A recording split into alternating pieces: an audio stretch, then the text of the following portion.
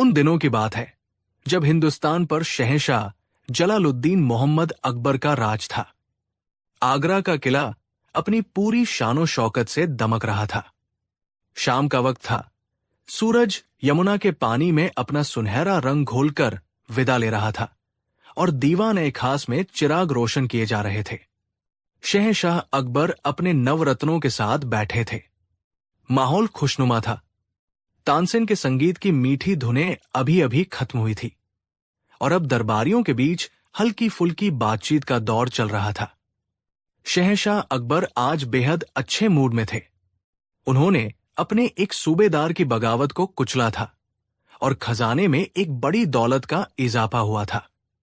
अपनी मूंछों पर ताव देते हुए अकबर ने एक जोरदार ठहाका लगाया और कहा, वाह, इस दुनिया में ऐसा कोई नहीं जो शहंशाह हिंद जलालुद्दीन अकबर के सामने सिर उठा सके। दुश्मन हमारे नाम से कांपते हैं और दोस्त हमारी पनाह में खुद को महफूज समझते हैं। सच तो यह है कि दुनिया में डर नाम की कोई चीज अकबर के लिए बनी ही नहीं है। सभी दरबारियों ने हां, जहां पनाह, बेशक बेशक कहकर उनकी बात का समर्थन किया। लेकिन एक चेहरा था जो शांत था और जिसके होठों पर एक हल्की रहस्यमयी मुस्कान थी। वो चेहरा था बीरबल का। अकबर की पारखी नजरें बीरबल की इस मुस्कुराहट को भांप गई। उन्होंने अपनी भवें सिकोड़ते हुए पूछा, बीरबल, तुम खामोश क्यों हो? और ये तुम्हारी मुस्कुराहट, ऐसा लगता है जैसे तुम हमारी बात से सहमत नहीं हो। क्या तुम्हें लगता है कि शहंशाह अकबर किसी से डरता है? बीरबल ने अदब से सिर झुकाया और कहा, गुस्ताखी माफ हो जहांपना, आप यकीनन दुनिया के सबसे बहादुर इंसान हैं। शेर भी आपका सामना करने से घबराता है, लेकिन हर इंसान को किसी न किसी से डर तो लगता ही है। अकबर के माथे पर बल पड़ गए। साफ साफ कहो बीरबल, कहना क्या चाहते हो? हम किससे डरते हैं? बीरबल ने मुस्कुराते हुए कहा, जहांपनाह, सिर्फ आप ही नहीं, इस दुनिया का हर मर्द, चाहे वो शहंशाह हो, सिपाही हो या एक आम किसान, अपनी एक शख्सियत से जरूर डरता है। और वो कौन है? अकबर ने बेचैनी से पूछा। बीरबल ने धीरे से कहा, अपनी बीवी से, जहांपनाह। ये सुनते ही पूरे दीवान खास में सन्नाटा छा गया। फिर अचानक कुछ दरबारी जो बीरबल से जलते थे जोर जोर से हंसने लगे। मुल्ला दो प्याजा आगे आए और बोले, हां हां बीरबल, लगता है आज तुम्हारी अक्ल घास चरने गई है। तुम शहंशाह की तुलना एक आम जोरू के गुलाम से कर रहे हो। ये तो शहंशाह की तौहीन है। अकबर का चेहरा गुस्से से लाल हो गया। उन्होंने अपनी गरजती हुई आवाज में कहा, बीरबल, तुम्हारी ये हिम्मत कैसे हुई? हम अपनी बेगमों से मोहब्बत करते हैं, उनकी इज्जत करते हैं, लेकिन डरते नहीं। डरना हमारे खून में नहीं है। तुम अपनी इस बेबुनियाद बात को साबित करो, वरना अंजाम अच्छा नहीं होगा। बीरबल शांत रहे। उन्होंने कहा, जहांपनाह, मैं अपनी बात जरूर साबित करूंगा, लेकिन इसके लिए मुझे 1 महीने का वक्त और शाही खजाने से थोड़ी मदद चाहिए होगी। अकबर ने चुनौती स्वीकार करते हुए कहा, ठीक है बीरबल, तुम्हें 1 महीने का वक्त दिया जाता है। साबित करो कि मैं और आगरा का हर मर्द अपनी बीवी से डरता है। अगर तुम नाकाम रहे तो तुम्हें वजीर के पद से हटा दिया जाएगा और 10 साल के लिए देश निकाला दे दिया जाएगा। दरबार में एक बार फिर सन्नाटा छा गया। बीरबल ने अपनी जान दांव पर लगा दी थी। बीरबल ने अदब से सिर झुकाया और कहा, मंजूर है जहांपनाह। अगली सुबह आगरा की गलियों में एक अजीब शाही फरमान सुनाया जा रहा था। ढिंडोरा पीटने वाले जोर जोर से चिल्ला रहे थे, सुनो सुनो सुनो, शहंशाह अकबर के हुक्म से ये ऐलान किया जाता है कि आगरा के हर शादीशुदा मर्द को एक इम्तिहान से गुजरना होगा। शहर के बाहर एक बड़ा मैदान तैयार किया गया है। हर मर्द को कल शाम तक वहां पहुंचना है। जो मर्द अपनी बीवी से डरता है वो अपने साथ एक मुर्गी लेकर आएगा, और जो मर्द अपनी बीवी से बिल्कुल नहीं डरता वो अपने साथ एक शानदार घोड़ा लेकर आएगा। याद रहे, ये शाही हुक्म है। जो नहीं आएगा उसे सजा दी जाएगी। ये ऐलान सुनकर पूरे आगरा में खलबली मच गई। लोग हैरान थे, ये कैसा इम्तिहान था। एक गरीब किसान जिसका नाम हरिया था, अपने घर लौटा तो उसकी पत्नी ने पूछा, क्या हुआ जी, बड़े परेशान लग रहे हो। हरिया ने सिर खुजाते हुए कहा, अरे भगवान, क्या बताओ। शहंशाह ने अजीब हुक्म सुनाया है। कहते हैं जो बीवी से डरता है वो एक मुर्गी ले जाए, और जो नहीं डरता वो एक घोड़ा। अब मैं क्या करूं? हमारे पास तो एक ही घोड़ा है, मोती। उसे दे दिया तो खेत कैसे जोतूंगा? उसकी पत्नी ने आंखें तरेर कर कहा, तो इसमें सोचना क्या है? सुबह होते ही घर की सबसे मोटी मुर्गी पकड़ना और ले जाना। घोड़े की तरफ आंख उठाकर भी देखा तो मुझसे बुरा कोई नहीं होगा। हरिया ने डरकर सिर हिला दिया, ठीक है, ठीक है, मुर्गी ही ले जाऊंगा। दूसरी तरफ एक अमीर व्यापारी अपनी आलीशान हवेली में बैठा था।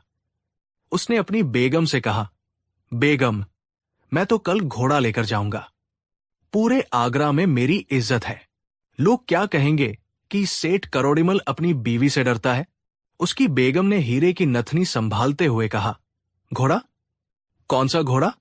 वो अरबी घोड़ा जो आपके अब्बा ने तोहफे में दिया था। खबरदार, जो उस घोड़े को हाथ भी लगाया, चुपचाप मुर्गी लेकर जाइए, वरना हवेली में आपका खाना पानी बंद। व्यापारी का मुंह उतर गया। उसने सोचा, इज्जत बड़ी या घर की शांति, और उसने भी मुर्गी ले जाने का फैसला कर लिया। यही हाल आगरा के हर घर का था। हर मर्द दिल में खुद को शेर समझता था, लेकिन जैसे ही ये बात उसकी बीवी के कानों तक पहुंचती, वो भीगी बिल्ली बन जाता। किसी को अपनी जायदाद की चिंता थी, किसी को अपने बच्चों की, और किसी को रात के खाने की। वजह अलग अलग थी, लेकिन नतीजा एक ही था, मुर्गी। यहां तक कि मुल्ला दो प्याजा, जो दरबार में बीरबल का सबसे बड़ा मजाक उड़ा रहे थे, जब घर पहुंचे तो उनकी बेगम ने उन्हें घेर लिया। सुनिए जी, मैंने सुना है आप घोड़ा ले जाने की सोच रहे हैं। आपको पता है ना, कल बेटी के ससुराल वाले आ रहे हैं।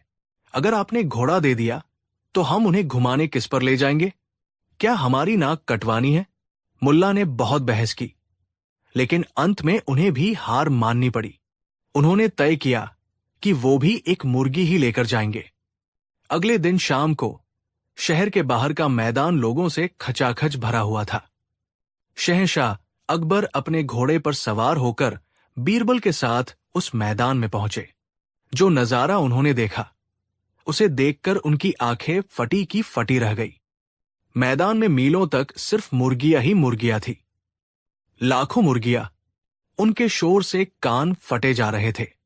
ऐसा लग रहा था जैसे आगरा की सारी मुर्गियां आज यही जमा हो गई हों। मुर्गियों का एक पहाड़ सा बन गया था। और घोड़े? अकबर ने दूर दूर तक नजर दौड़ाई। पूरी भीड़ में, लाखों मुर्गियों के बीच उन्हें सिर्फ एक आदमी दिखाई दिया, जो एक घोड़े के साथ खड़ा था। सिर्फ एक। अकबर हैरान थे। उन्होंने बीरबल की तरफ देखा। बीरबल के चेहरे पर वही जानी पहचानी मुस्कान थी। अकबर ने अपने सिपाहियों को हुक्म दिया, उस आदमी को हमारे सामने पेश करो जो घोड़ा लेकर आया है। आज हम हिंदुस्तान के इस सबसे बहादुर मर्द से मिलना चाहते हैं। सिपाहियों ने उस आदमी को अकबर के सामने पेश किया। वो एक दुबला पतला, सहमा हुआ आदमी था। उसने फटे पुराने कपड़े पहने हुए थे। अकबर ने गर्व से उसकी पीठ थपथपाते हुए कहा, शाबाश नौजवान, हमें तुम पर गर्व है। तुम अकेले मर्द हो जिसने ये साबित किया कि तुम अपनी बीवी से नहीं डरते। बताओ, तुम्हें इनाम में क्या चाहिए? वो आदमी कांपती हुई आवाज में बोला, जहां पनाह। इनाम तो बाद में, पहले मेरी एक बात सुन लीजिए। हां हां, कहो, अकबर ने कहा। आदमी ने डरते डरते कहा, हुजूर, असल में मैं तो घर से एक मुर्गी लेकर ही निकला था, लेकिन रास्ते में मेरी बीवी का मायका पड़ता है। जब मेरी सास ने मुझे मुर्गी ले जाते देखा तो उन्होंने पूछा कि कहाँ जा रहे हो। मैंने उन्हें सब बता दिया। तो अकबर ने पूछा, तो मेरी सास ने मुर्गी मेरे हाथ से छीन ली और कहा, दामाद जी, आप हमारी बेटी को बदनाम करेंगे क्या? आप घोड़ा लेकर जाइए, ताकि दुनिया को पता चले कि हमारी बेटी ने एक शेर से शादी की है, किसी गीदड़ से नहीं। हुजूर, फिर मेरी बीवी ने भी अपनी मां की बात मान ली और मुझे जबरदस्ती ये घोड़ा देकर भेजा। मैं तो अभी भी यही कहूंगा कि मैं मुर्गी ही लाना चाहता था। ये सुनते ही अकबर समेत वहां मौजूद सभी लोग ठहाका मारकर हंस पड़े। वो अकेला बहादुर मर्द भी अपनी बीवी और सास के हुक्म का गुलाम निकला। अकबर ने हंसते हुए कहा, बीरबल, हम मानते हैं कि तुमने आगरा के 99.9% मर्दों को तो बीवी का गुलाम साबित कर दिया, लेकिन मैंने तो न मुर्गी दी न घोड़ा। मैं इस इम्तिहान में शामिल ही नहीं हुआ। तुम मुझे कैसे गलत साबित करोगे? बीरबल ने मुस्कुराते हुए कहा, जहांपनाह, आपका इम्तिहान तो अब शुरू होगा। बस आप मेरे साथ महल तक चलिए। अकबर और बीरबल महल वापस लौटे। अकबर के मन में अभी भी यही था कि बीरबल उन्हें गलत साबित नहीं कर पाएगा। बीरबल अकबर को लेकर सीधे शाही खजाने में गए। वहां उन्होंने दो चीजें अकबर के सामने रखी। एक तरफ एक शानदार काले रंग का अरबी घोड़ा खड़ा था। वो घोड़ा शक्ति, शान और बादशाहत का प्रतीक था। दूसरी तरफ मखमल की एक छोटी सी डिब्बी रखी थी। बीरबल ने उसे खोला। उसके अंदर हीरों और पन्नों से जड़ा एक बेशकीमती हार था, जो चांद की रोशनी में जगमगा रहा था। बीरबल ने कहा, जहांपनाह, आपकी आजमाइश अब है। आपके सामने दो चीजें हैं। एक ये घोड़ा, जो आपकी ताकत और शान की निशानी है। दूसरा ये हार, जो मलिका आजम जोधा बेगम के लिए है। मैंने सुना है कि उन्होंने आपसे कई बार इस तरह के हार की फरमाइश की थी। अकबर ने पूछा, तो इसमें इम्तिहान कैसा, बीरबल? बीरबल ने बड़ी गंभीरता से कहा, जहांपनाह, आपको इन दोनों में से किसी एक चीज को चुनना है। अगर आप इस घोड़े को चुनते हैं तो यह साबित हो जाएगा कि आप अपनी शान को सबसे ऊपर रखते हैं और आपको किसी की परवाह नहीं। और अगर आप ये हार चुनते हैं तो फैसला मैं आप पर छोड़ता हूं। अकबर एक पल के लिए सोच में पड़ गए। उन्हें बीरबल की चाल समझ में आ रही थी। घोड़ा उनकी बादशाहत का प्रतीक था। उसे चुनना एक शहंशाह के लिए स्वाभाविक था। लेकिन उन्हें यह भी याद आया कि पिछले हफ्ते ही जोधा बेगम ने उनसे एक नए हार के लिए कहा था और उन्होंने काम में व्यस्त होने का बहाना बनाकर टाल दिया था। अगर आज वो ये घोड़ा चुनते हैं और ये बात महारानी तक पहुंच गई तो महल में कई दिनों तक शांति नहीं रहेगी। महारानी का रूठना उन्हें बिल्कुल पसंद नहीं था। उनके रूठने का मतलब था महल का माहौल खराब होना, खाने का बेस्वाद लगना और रातों की नींद खराब होना। उन्होंने एक नजर घोड़े को देखा, फिर हार को। उनके दिमाग में एक जंग चल रही थी, शहंशाह की शान बनाम घर की शांति। कुछ देर सोचने के बाद अकबर ने एक लंबी सांस ली और उस कीमती हार की डिब्बी को उठा लिया। उन्होंने मुस्कुराने की कोशिश करते हुए कहा, बीरबल, हम अपनी बेगम से बेइंतहा मोहब्बत करते हैं। उनकी खुशी ही हमारी खुशी है, इसलिए हम ये हार चुनते हैं। एक घोड़े से ज्यादा कीमती हमारे लिए उनकी एक मुस्कान है। ये सुनकर बीरबल जोर से हंसे। उन्होंने झुककर अकबर को सलाम किया और कहा, जहांपनाह, आप महान हैं और आपने आज मेरी बात को सच साबित कर दिया। अकबर चौंक गए। हमने कैसे तुम्हारी बात साबित की? हमने तो ये फैसला मोहब्बत में लिया है, डर कर नहीं। बीरबल ने विनम्रता से जवाब दिया, जहांपनाह, डर हमेशा तलवार या मौत का नहीं होता। एक किसान को डर था कि उसका घोड़ा चला जाएगा तो रोजी रोटी का क्या होगा, इसलिए उसने मुर्गी चुनी। एक व्यापारी को डर था कि घर की शांति भंग हो जाएगी, इसलिए उसने मुर्गी चुनी। बीरबल ने आगे कहा, और आपने, जहांपनाह, आपने ये हार इसलिए चुना क्योंकि आपको डर था कि अगर आपने घोड़ा चुना तो महारानी नाराज हो जाएंगी। आपको डर था कि महल की शांति भंग हो जाएगी। आपको डर था कि आपकी मोहब्बत में कमी समझी जाएगी। जहांपनाह, बीवी का डर असल में उसके गुस्से का डर नहीं होता, बल्कि उसके प्यार को खोने का, उसकी खुशी को खोने का और घर की शांति को खोने का डर होता है। और ये डर हर उस मर्द में होता है जो अपनी बीवी से सच्ची मोहब्बत करता है और अपने घर को जन्नत बनाए रखना चाहता है। इसलिए इस लिहाज से तो हर समझदार मर्द बीवी का गुलाम होता है। ये सुनकर शहंशाह अकबर निशब्द हो गए। बीरबल ने एक बहुत गहरी बात इतने सरल तरीके से समझा दी थी। उन्होंने बीरबल की बुद्धिमानी को स्वीकार किया। उन्होंने उस हार को अपने हाथ में लिया और मुस्कुराते हुए कहा, मान गए बीरबल, तुम सच में नवरत्न हो। तुमने न सिर्फ अपनी बात साबित की बल्कि हमें एक बहुत बड़ा सबक भी सिखाया है। उस दिन के बाद दरबार में फिर कभी किसी ने यह सवाल नहीं उठाया कि मर्द किससे डरता है, और जब भी कोई अकबर को जोरू का गुलाम कहकर छेड़ने की कोशिश करता तो शहंशाह हंसकर कहते, हां, हम हैं, क्योंकि समझदार इंसान घर में जंग नहीं, सुकून चाहता है। तो दोस्तों, ये थी अकबर और बीरबल की वो मशहूर कहानी जो हमें सिखाती है कि रिश्तों में प्यार, सम्मान और एक दूसरे की खुशियों का ख्याल रखना ही सबसे बड़ी बहादुरी है। बीरबल ने साबित कर दिया कि डर का मतलब हमेशा कायरता नहीं होता, कभी कभी ये परवाह का दूसरा नाम भी होता है। कहानी 2। मुगल सल्तनत की शानो शौकत पूरी दुनिया में मशहूर थी और बादशाह अकबर का दरबार न केवल अपनी भव्यता के लिए जाना जाता था बल्कि वहां मौजूद नवरत्नों की बुद्धिमानी के किस्से भी दूर दूर तक फैले हुए थे। लेकिन जहां मान सम्मान होता है वहां ईर्ष्या और जलन की आग भी उतनी ही तेज होती है। बादशाह अकबर बीरबल को अपने प्राणों से भी ज्यादा प्रिय मानते थे और यही बात दरबार के कई पुराने और रसूखदार मंत्रियों को खटकती थी। बीरबल एक साधारण ब्राह्मण परिवार से आए थे और अपनी बुद्धि के दम पर उन्होंने वो मकाम हासिल कर लिया था जो बड़े बड़े सेनापतियों और शाही खून वाले अमीरों को भी नसीब नहीं था। दरबार में बीरबल के खिलाफ वैसे तो कई गुट थे, लेकिन सबसे खतरनाक गुट का नेतृत्व कर रहे थे शाही सेनापति शेर खान और बादशाह के साले साहब मिर्जा हकीम।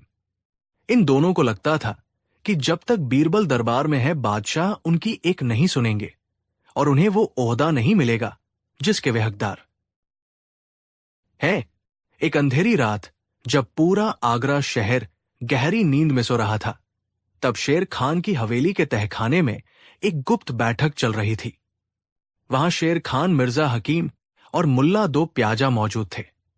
मुल्ला दो प्याजा की दुश्मनी बीरबल से पुरानी थी, लेकिन वो खून खराबे में यकीन नहीं रखते थे। उनका मकसद सिर्फ बीरबल को नीचा दिखाना होता था, मगर शेर खान और मिर्जा हकीम के इरादे बहुत खतरनाक थे। शेर खान ने भारी आवाज में कहा कि अब छोटे मोटे चुटकुलों या पहेलियों से काम नहीं चलेगा। बीरबल हर बार बच निकलता है और बादशाह की नजरों में और ऊंचा उठ जाता है। इस बार हमें कुछ ऐसा करना होगा जिससे न केवल बीरबल की बेइज्जती हो, बल्कि बादशाह उसे हमेशा के लिए अपनी नजरों से गिरा दे और उसे देश निकाला दे दिया जाए या जेल में डाल दिया जाए। मिर्जा हकीम ने पूछा कि लेकिन ये होगा कैसे? बीरबल शैतान का भी चाचा है, वो हर जाल को काट देता है। शेर खान ने एक कुटिल मुस्कान के साथ कहा कि इस बार जाल अक्ल का नहीं बल्कि ईमान का बिछाया जाएगा। हम बीरबल पर चोरी और गद्दारी का ऐसा इल्जाम लगाएंगे कि उसकी चतुराई भी उसे नहीं बचा पाएगी। योजना बहुत ही बारीक और गहरी थी। आने वाले हफ्ते में फारस, ईरान के बादशाह का एक खास दूत और एक बहुत बड़ा व्यापारी आगरा आने वाला था। तय ये हुआ कि उस व्यापारी की मदद से बीरबल को फंसाया जाएगा। उस व्यापारी का नाम ख्वाजा मंसूर था, जो शेर खान का पुराना कर्जदार था और शेर खान के कहने पर वो कुछ भी कर सकता था। योजना के अनुसार दरबार में बीरबल का ऐसा अपमान किया जाना था कि वो अपना आपा खो बैठे और फिर उसे जाल में फंसा लिया जाए। वो दिन आ गया जब फारस का दूत और व्यापारी ख्वाजा मंसूर दरबार में पेश हुए। दरबार खचाखच भरा था। बादशाह अकबर तख्त पर विराजमान थे और बीरबल हमेशा की तरह उनके दाईं ओर बैठे थे। ख्वाजा मंसूर ने बादशाह को कीमती तोहफे दिए और फिर एक अजीब सी शर्त रख दी। ख्वाजा मंसूर ने कहा कि जहां पनाह, मैंने सुना है कि आपके दरबार में बीरबल नाम का एक ऐसा वजीर है जो दुनिया की हर समस्या सुलझा सकता है, लेकिन हमारे मुल्क में लोग कहते हैं कि बीरबल सिर्फ बातों का बादशाह है, असल में उसे कोई ज्ञान नहीं है। बादशाह अकबर को यह बात बुरी लगी। उन्होंने कहा कि ख्वाजा साहब, बीरबल की काबिलियत पर हमें कोई शक नहीं है, आप चाहें तो परीक्षा ले सकते हैं। ख्वाजा मंसूर ने मुस्कुराते हुए कहा कि ठीक है, मेरी एक समस्या है। मेरे पास एक बहुत ही कीमती हीरा है जो मेरे खानदान की निशानी है। मैं चाहता हूं कि जब तक मैं आगरा में हूं, वो हीरा आपके सबसे भरोसेमंद आदमी के पास सुरक्षित रहे, क्योंकि मुझे सराय में चोरी का डर है। बादशाह अकबर ने तुरंत बीरबल की तरफ देखा और कहा कि बीरबल से ज्यादा भरोसेमंद और कोई नहीं है। बीरबल, तुम इस हीरे को अपनी निगरानी में रखो। बीरबल को दाल में कुछ काला नजर आ रहा था, क्योंकि ख्वाजा मंसूर की आंखों में एक अजीब सी धूर्तता थी, लेकिन बादशाह का हुक्म था, इसलिए बीरबल मना नहीं कर सके। ख्वाजा मंसूर ने वो कीमती हीरा एक मखमली डिब्बे में रखकर सबके सामने बीरबल को सौंप दिया। बीरबल ने वो डिब्बा लिया और अपने घर ले जाकर अपनी तिजोरी में रख दिया। बीरबल ने सुरक्षा के कड़े इंतजाम किए थे, लेकिन बीरबल ये नहीं जानते थे कि असली खेल तो अब शुरू होने वाला था। 2 दिन बाद ख्वाजा मंसूर दरबार में आया और उसने कहा कि जहांपनाह, मुझे कल वापस फारस लौटना है, इसलिए मुझे अमानत अमानत वापस चाहिए। बादशाह ने बीरबल को आदेश दिया कि वो हीरा वापस कर दें। बीरबल ने कहा कि जो हुक्म जहांपनाह, मैं अभी लेकर आता हूं। बीरबल घर गए। उन्होंने तिजोरी खोली, लेकिन जैसे ही डिब्बा खोला, उनके पैरों तले जमीन खिसक गई। डिब्बा खाली था, हीरा गायब था। बीरबल के घर में परिंदा भी पर नहीं मार सकता था। तिजोरी की चाबी सिर्फ बीरबल के पास थी, फिर हीरा कहाँ गया? बीरबल समझ गए कि यह कोई साधारण चोरी नहीं है, बल्कि एक गहरी साजिश है। बीरबल खाली हाथ और पसीने में लथपथ दरबार लौटे। बादशाह अकबर ने पूछा कि बीरबल, हीरा कहाँ है? बीरबल ने सिर झुकाकर कहा कि जहांपनाह, मुझे माफ करें, तिजोरी में हीरा नहीं है, वो चोरी हो गया है। ये सुनते ही दरबार में सन्नाटा छा गया। ख्वाजा मंसूर ने हंगामा खड़ा कर दिया। उसने अपनी पगड़ी जमीन पर फेंक दी और चिल्लाने लगा कि यह धोखा है। मुगल बादशाह के दरबार में एक विदेशी मेहमान को लूटा गया है। बीरबल ने मेरा हीरा चुरा लिया है। वो लालची है। शेर खान और मिर्जा हकीम ने आग में घी डालने का काम किया। शेर खान ने कहा कि जहांपनाह, यह बहुत शर्मनाक है। बीरबल ने हमारी सल्तनत की नाक कटवा दी है। एक परदेसी मेहमान की अमानत में खयानत की है। इसके लिए तो सख्त से सख्त सजा होनी चाहिए। बादशाह अकबर का चेहरा गुस्से से लाल हो गया। उन्हें विश्वास नहीं हो रहा था कि बीरबल चोरी कर सकता है, लेकिन सबूत बीरबल के खिलाफ थे। हीरा बीरबल की कस्टडी से गायब हुआ था। अकबर ने कड़क आवाज में कहा कि बीरबल, अगर तुम वो हीरा पेश नहीं कर सके तो हम भूल जाएंगे कि तुम हमारे नवरत्न हो। चोरी की सजा सबके लिए बराबर है। बीरबल ने कहा कि जहांपनाह, मुझे 1 दिन का वक्त दीजिए, मैं चोर को ढूंढ निकालूंगा। ख्वाजा मंसूर ने कहा कि नहीं, मुझे अभी इंसाफ चाहिए। मेरे जासूसों ने बताया है कि बीरबल ने वो हीरा बेचकर धन अपने घर के बगीचे में गाड़ दिया है। शेर खान ने तुरंत कहा कि जहांपनाह, हमें अभी बीरबल के घर की तलाशी लेनी चाहिए। बादशाह ने भारी मन से तलाशी का हुक्म दे दिया। शाही सैनिक बीरबल के घर पहुंचे। पूरा बगीचा खोदा गया और वहां एक मटके में सोने के सिक्कों के साथ वही हीरा मिल गया। दरअसल ये हीरा बीरबल के घर के एक नौकर को रिश्वत देकर शेर खान ने ही वहां गड़वाया था। हीरा मिलते ही बीरबल को गिरफ्तार करके दरबार में लाया गया। अब बीरबल पूरी तरह फंस चुके थे। सबूत सामने था। ख्वाजा मंसूर ने कहा कि देख लिया बादशाह, सलामत आपका वजीर चोर निकला।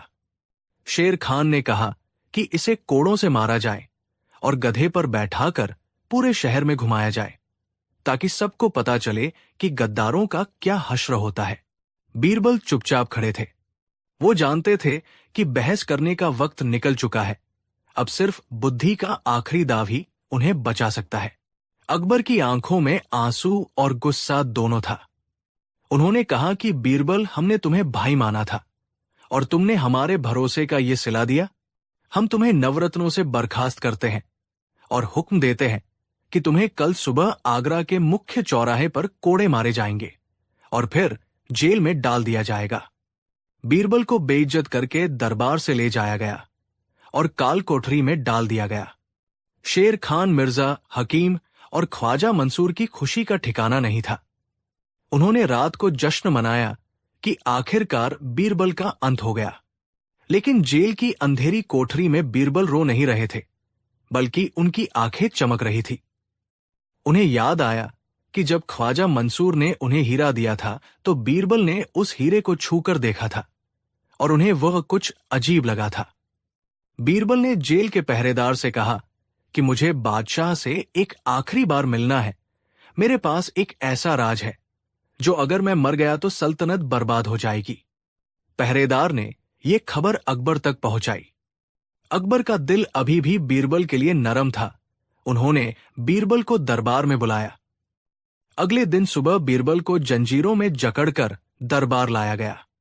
बीरबल ने कहा कि जहांपनाह, मुझे सजा मंजूर है, लेकिन सजा से पहले मेरी एक आखिरी इच्छा है। मैं साबित करना चाहता हूं कि वो हीरा असली नहीं बल्कि एक शापित पत्थर है। बादशाह ने पूछा कि क्या मतलब? बीरबल ने कहा कि ख्वाजा मंसूर ने जो हीरा दिया था वो असली हीरा नहीं है, वो कांच का टुकड़ा है और उस पर काला जादू है। जो भी उसे रखेगा वो बर्बाद हो जाएगा।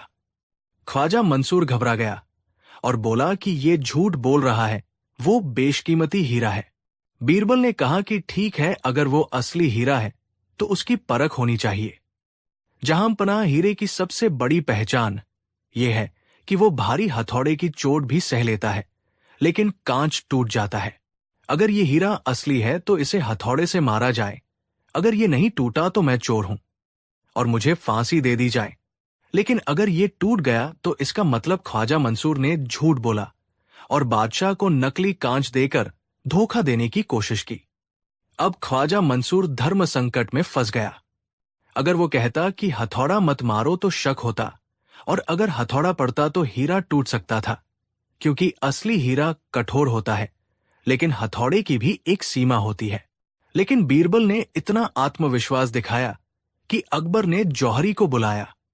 बीरबल ने कहा कि नहीं, जौहरी नहीं, ये नेक काम ख्वाजा मंसूर के दोस्त और हमारे सेनापति शेर खान के हाथों होना चाहिए।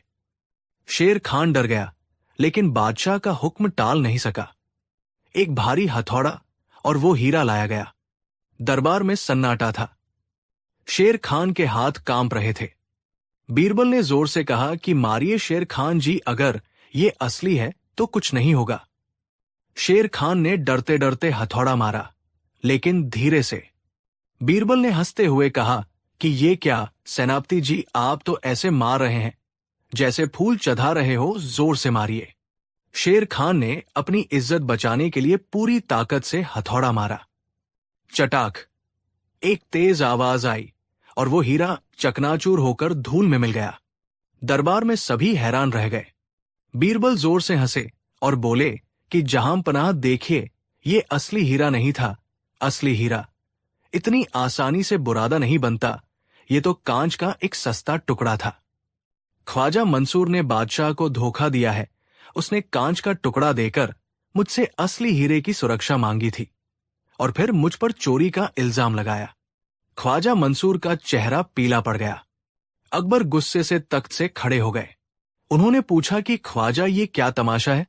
तुमने कहा था ये तुम्हारे खानदान की निशानी है और बेशकीमती है। ख्वाजा मंसूर हकलाने लगा। बीरबल ने तुरंत अपनी बात आगे बढ़ाई और कहा कि जहांपनाह, असलियत यह है कि कोई हीरा था ही नहीं। ये पूरी साजिश मुझे फंसाने के लिए रची गई थी। ख्वाजा मंसूर ने जानबूझकर मुझे कांच दिया, फिर मेरे घर में दूसरा कांच रखवाया ताकि मैं चोर साबित हो जाऊं। अब आप ही सोचिए, एक मामूली कांच के लिए इतना बड़ा नाटक क्यों किया गया? जरूर इसके पीछे दरबार के ही कुछ लोगों का हाथ है। अकबर समझदार थे। वो समझ गए कि बीरबल ने अपनी जान पर खेलकर सच सामने ला दिया है। उन्होंने ख्वाजा मंसूर को पकड़ने का आदेश दिया और कड़ाई से पूछताछ की। 2 कोड़े पड़ते ही ख्वाजा मंसूर ने सब उगल दिया कि उसे शेर खान और मिर्जा हकीम ने पैसे देकर ये नाटक करने को कहा था। ये सुनते ही शेर खान और मिर्जा हकीम के पैरों तले जमीन निकल गई। वे भागने की कोशिश करने लगे, लेकिन शाही पहरेदारों ने उन्हें पकड़ लिया। बादशाह अकबर को बहुत आत्मग्लानि हुई। उन्होंने बीरबल की जंजीरें खुलवाई और भरी आंखों से उन्हें गले लगा लिया। अकबर ने कहा कि बीरबल, हमें माफ कर दो, हमने दूसरों की बातों में आकर अपने सबसे अनमोल रत्न पर शक किया। बीरबल ने मुस्कुराते हुए कहा कि जहांपनाह, ये तो वक्त वक्त की बात है। सोना आग में तपकर ही कुंदन बनता है। आज मेरी वफादारी भी आग में तपकर साबित हो गई। अब बारी थी सजा की। बादशाह ने शेर खान और मिर्जा हकीम को देशद्रोह और वजीर के खिलाफ साजिश करने के जुर्म में कालकोरी में डालने का हुक्म दिया और उनकी सारी संपत्ति जब्त करने का आदेश दिया। लेकिन बीरबल ने फिर अपनी दरियादिली दिखाई।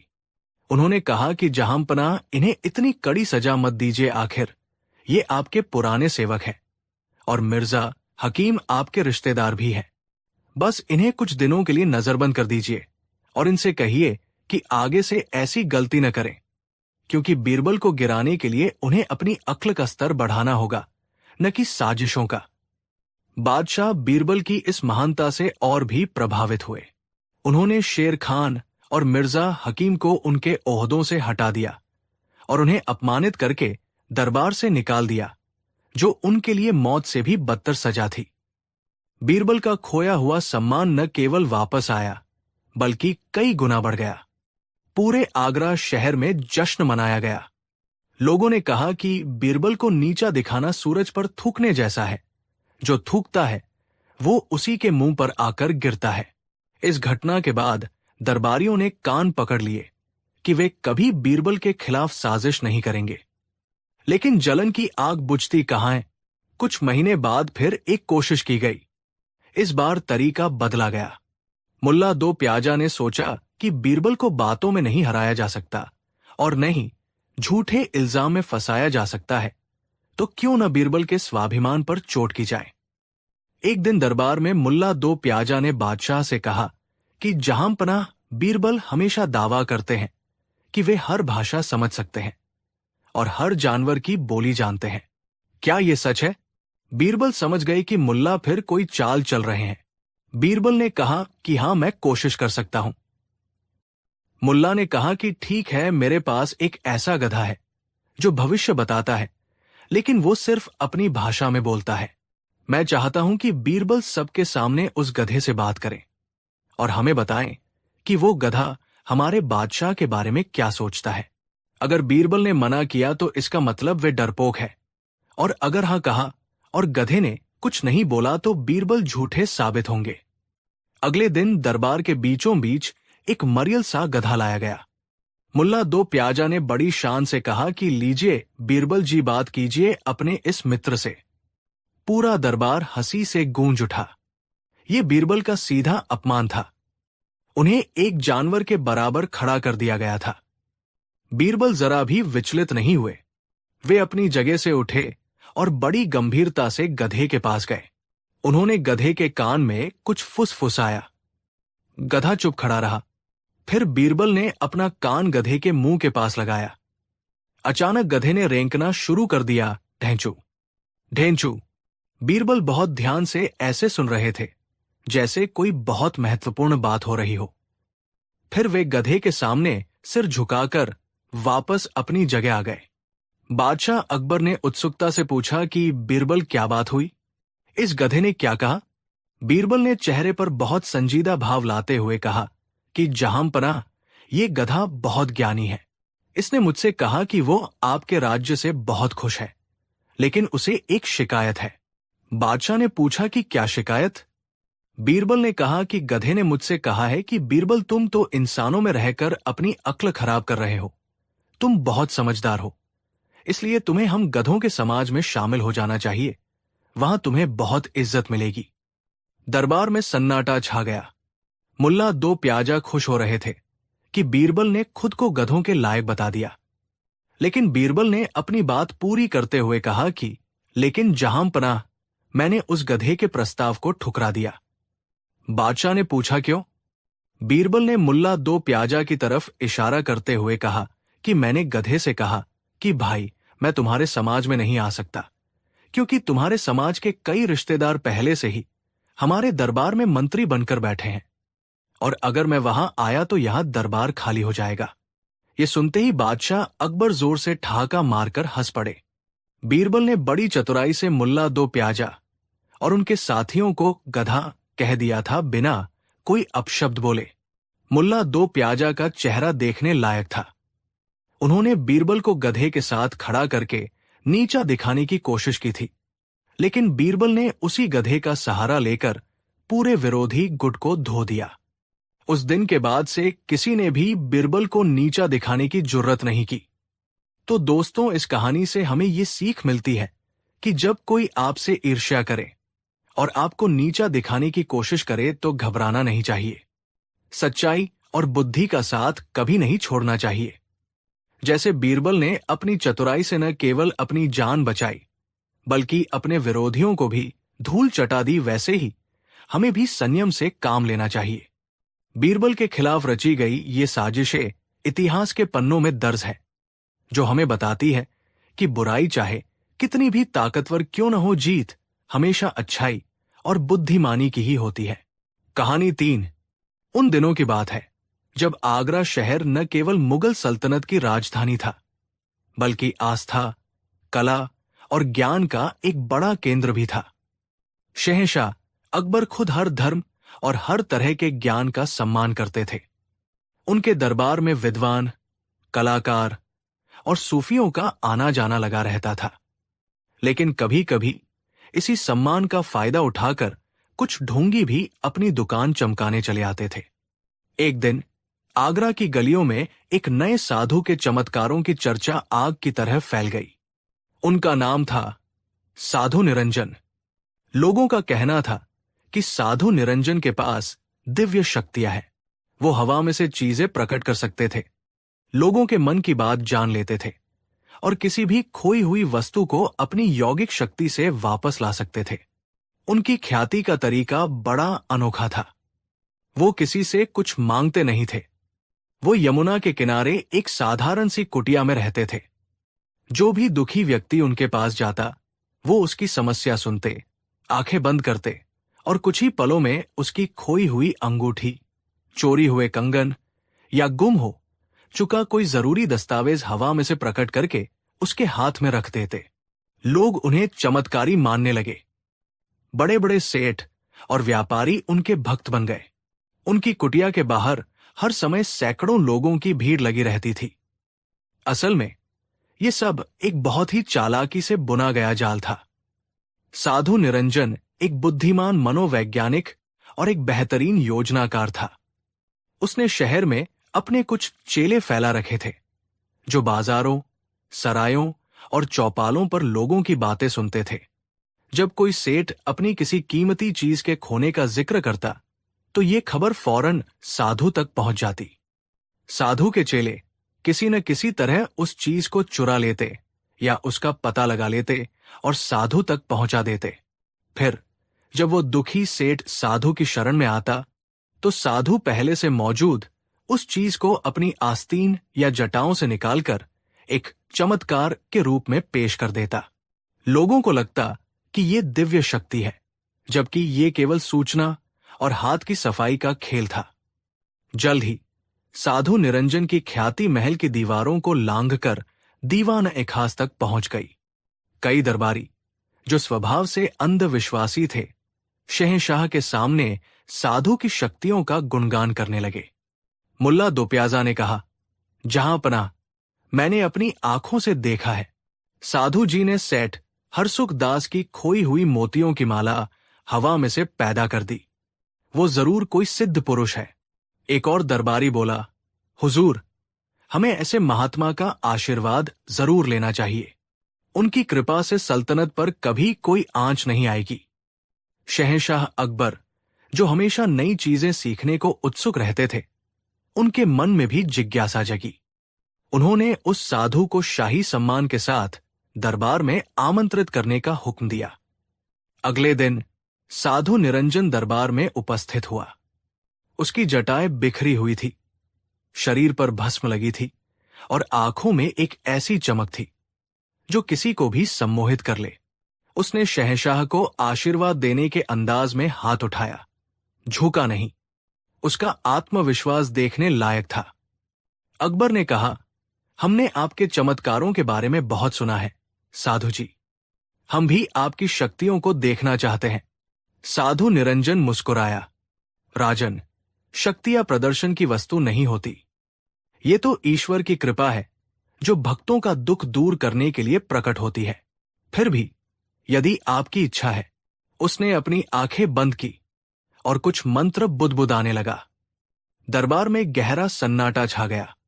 तभी उसने अपनी खाली मुट्ठी खोली और सबके सामने एक खूबसूरत चमकता हुआ नीलम रत्न रख दिया। यह आपकी सल्तनत की समृद्धि का प्रतीक है, साधु ने कहा। दरबारी वाहवा कर उठे। शहंशाह अकबर भी बहुत प्रभावित हुए। उन्होंने वो नीलम उठाया और उसकी जांच की। वो असली था। अकबर ने साधु को सोने की अशर्फियों से भरी थैली भेंट करनी चाहिए, लेकिन साधु ने उसे लेने से इनकार कर दिया। हम साधु हैं, राजन। हमें माया से क्या लेना देना? हमारा काम तो बस जन कल्याण है। इस बात ने अकबर के मन में साधु के लिए सम्मान और भी बढ़ा दिया। अब तो अकबर अक्सर साधु को दरबार में बुलाने लगे और सल्तनत के मसलों पर भी उसकी दिव्य सलाह लेने लगे। ये सब देखकर सिर्फ एक व्यक्ति था जो चुप था और जिसकी आंखों में शक की एक गहरी लकीर थी, बीरबल। बीरबल तर्क और बुद्धि के पुजारी थे। वो जानते थे कि दुनिया में कोई भी चीज बिना कारण के नहीं होती। हवा में से कुछ भी प्रकट नहीं हो सकता। उन्हें यकीन था कि इस साधु के चमत्कार के पीछे कोई न कोई राज जरूर है।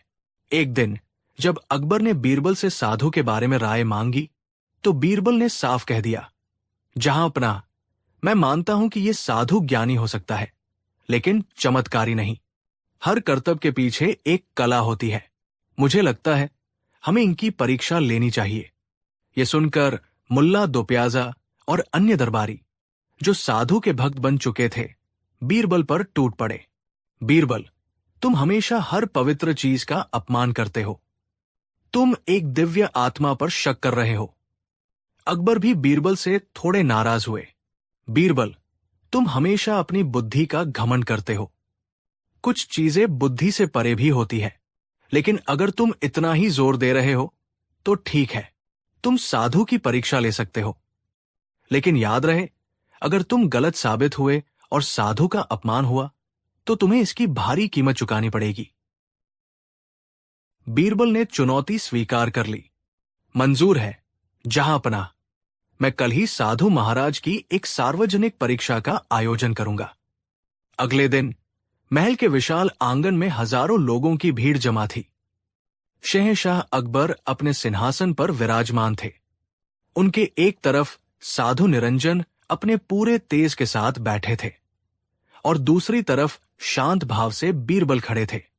बीरबल ने साधु को प्रणाम करते हुए कहा, महाराज, हम सब आपकी शक्तियों के कायल हैं।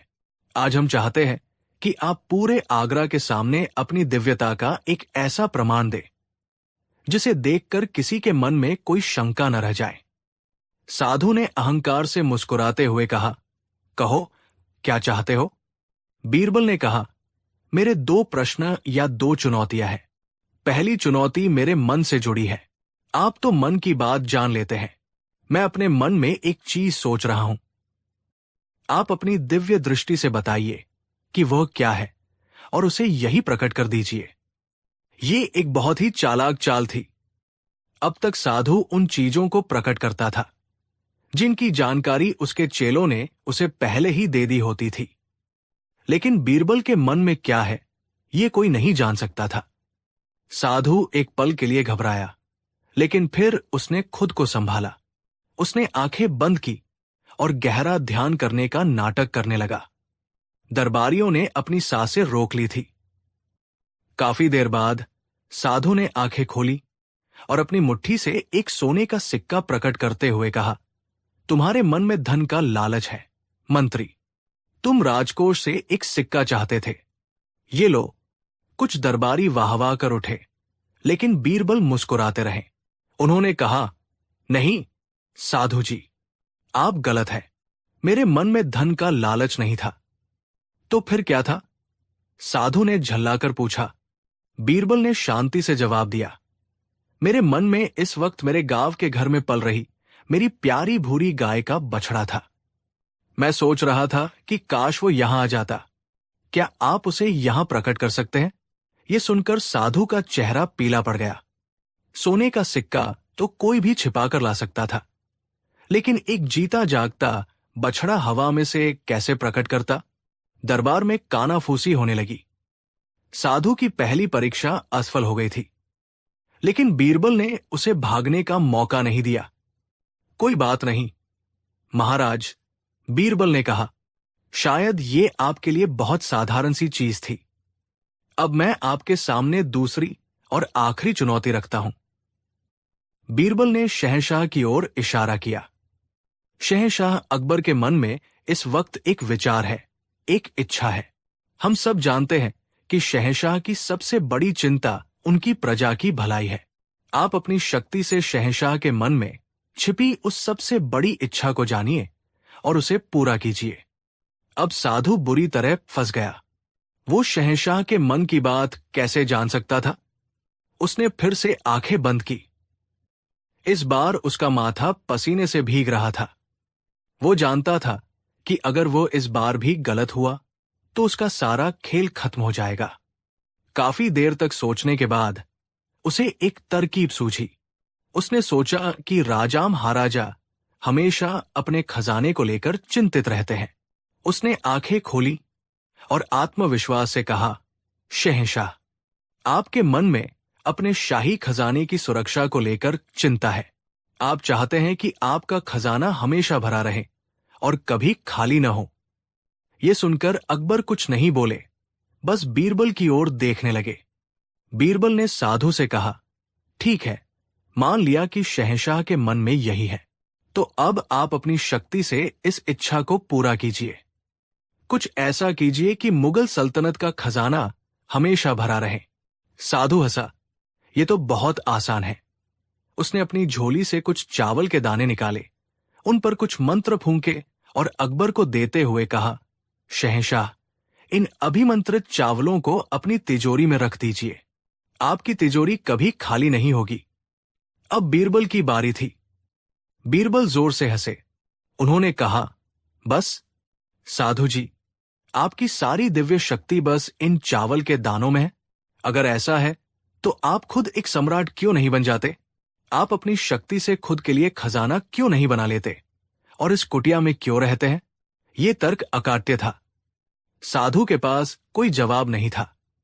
बीरबल शहंश के पास गए और बोले, जहांपनाह, अब मैं बताता हूं कि आपके मन में असल में क्या था। सबकी नजरें बीरबल पर टिक गई। बीरबल ने कहा, आपके मन में इस वक्त जो सबसे बड़ी इच्छा या चिंता थी, वो ये थी कि इस ढोंगी साधु का सच सबके सामने कैसे आएगा। क्या मैं सही हूं जहांपनाह? ये सुनते ही शहंशाह अकबर जोर से हंस पड़े। उन्होंने कहा, बिल्कुल सही बीरबल, तुम हमेशा की तरह मेरे मन की बात जान गए। अब सारा सच शीशे की तरह साफ हो चुका था। साधु का ढोंग पकड़ा गया था। भीड़ में से कुछ लोग चिल्लाने लगे, पकड़ो इस धोखेबाज को, मारो इसे। साधु निरंजन शहंशाह के कदमों में गिर पड़ा और अपनी जान की भीख मांगने लगा। उसने कबूल कर लिया कि वो कोई सिद्ध पुरुष नहीं, बल्कि एक साधारण इंसान है जो लोगों को धोखा देकर अपनी पूजा करवाता था। शहंशाह अकबर गुस्से से लाल हो गए। उन्होंने जल्लाद को हुक्म दिया कि इस ढोंगी को ले जाकर काल कोठरी में डाल दो, लेकिन बीरबल ने शहंशाह को रोक लिया। एक मिनट जहांपनाह। बीरबल उस कांपते हुए साधु के पास गए और उसे उठाया। उन्होंने कहा, इसे सजा देने से क्या होगा? ये फिर कहीं और जाकर यही काम करेगा। हमें इसकी बीमारी की जड़ को खत्म करना होगा। बीरबल ने साधु से पूछा, तुम्हारे पास कोई दिव्य शक्ति नहीं है, ये हम जान गए, लेकिन तुम्हारे पास एक चीज है जो बहुत कीमती है, एक तेज दिमाग। तुमने इतनी बड़ी योजना बनाई, लोगों के मनोविज्ञान को समझा, एक पूरा नेटवर्क चलाया। ये किसी साधारण इंसान का काम नहीं है। तुमने अपनी इतनी बेहतरीन बुद्धि का इस्तेमाल लोगों को धोखा देने में क्यों किया? साधु रोते हुए बोला, गरीबी और महत्वाकांक्षा के कारण मंत्री जी, मैं सम्मान और धन चाहता था और मुझे यही सबसे आसान रास्ता लगा। बीरबल उसे शहंशाह के पास ले गए और बोले, जहांपनाह, मैं मानता हूं कि इसने गुनाह किया है, लेकिन इसकी बुद्धि और योजना बनाने की क्षमता को अगर सही दिशा दी जाए तो ये सल्तनत के बहुत काम आ सकता है। सजा देना आसान है जहांपनाह, लेकिन किसी को सुधार कर उसे सच्चाई का रास्ता दिखाना ही असली न्याय है। बीरबल ने सुझाव दिया, इसे एक मौका दीजिए। इसे सल्तनत के गुप्तचर विभाग में एक छोटी सी नौकरी दी जाए, जहां ये अपनी जानकारी इकट्ठा करने की क्षमता का इस्तेमाल दुश्मनों का पता लगाने में करे, न कि मासूमों को ठगने में। शहंशाह अकबर बीरबल की इस दूरदर्शिता से बहुत प्रभावित हुए। उन्होंने साधु को माफ कर दिया और उसे बीरबल के सुझाव के अनुसार एक मौका दिया। उस दिन के बाद साधु निरंजन हमेशा के लिए बदल गया। उसने अपनी सारी बुद्धि और चतुराई सल्तनत की सेवा में लगा दी और अपनी मेहनत से एक ईमानदार जीवन जिया। और बीरबल ने एक बार फिर यह साबित कर दिया कि सबसे बड़ा चमत्कार किसी इंसान को बदलना और उसे सच्चाई का रास्ता दिखाना होता है, न कि हवा में से चीजें प्रकट करना। कहानी 4। उन दिनों की बात है जब मुगल सल्तनत का सूरज अपनी पूरी बुलंदी पर था और शहंशाह अकबर के नाम का डंका पूरी दुनिया में बजता था। आगरा का किला न सिर्फ सल्तनत का केंद्र था, बल्कि बुद्धिमानी, कला और शौर्य का संगम भी था। अकबर के नवरत्नों में हर कोई अपने अपने क्षेत्र का माहिर था, लेकिन 2 नाम ऐसे थे जिनका कद दूसरों से कहीं ज्यादा बड़ा था।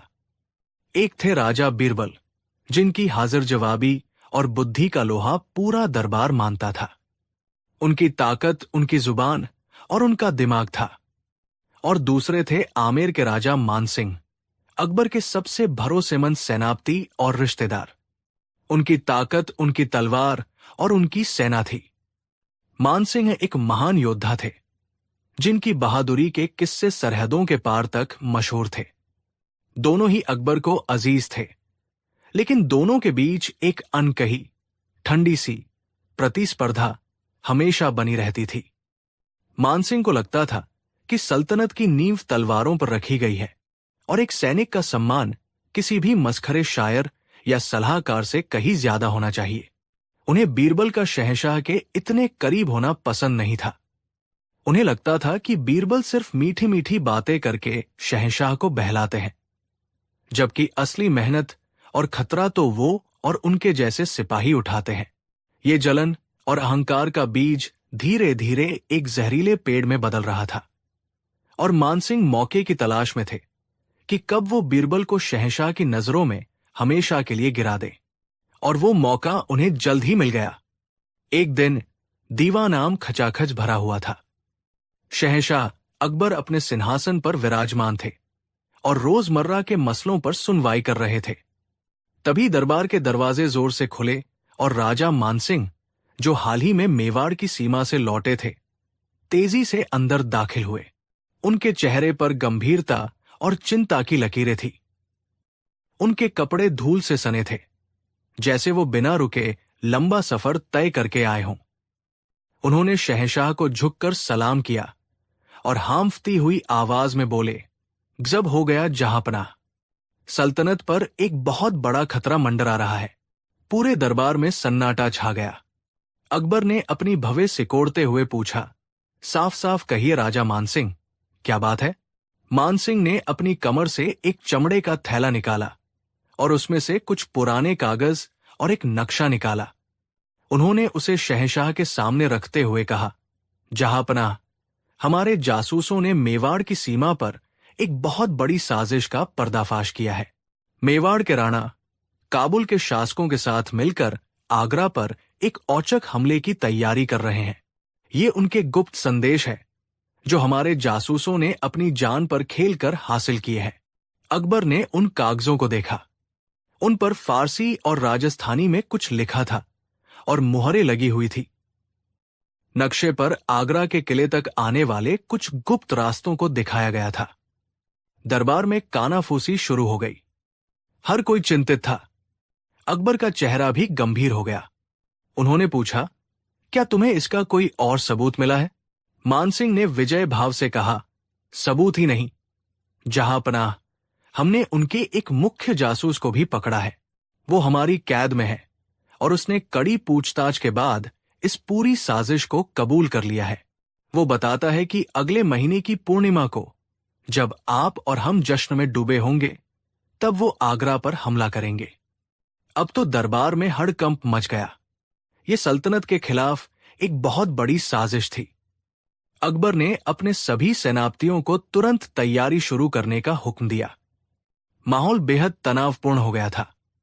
शहंशाह ने अपनी नजर घुमाई और बीरबल को देखा, जो अब तक खामोश खड़े सब कुछ देख और सुन रहे थे। अकबर ने पूछा, बीरबल, इस मामले पर तुम्हारी क्या राय है?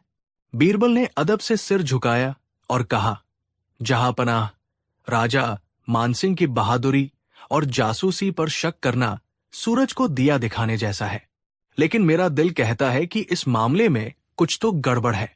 मानसिंह की आंखों में गुस्सा चमक उठा। उन्होंने तल्ख आवाज में कहा, गड़बड़? क्या मतलब है तुम्हारा, बीरबल? क्या तुम्हें लगता है कि मैं इतने बड़े मसले पर झूठ बोल रहा हूं? ये जंग का मैदान है, तुम्हारी पहेलियों का खेल नहीं। जब दुश्मन सर पर आ जाएगा, तब तुम्हारी अक्ल काम नहीं आएगी। बीरबल शांत रहे और बोले, राजा साहब, मेरा मतलब वो नहीं था।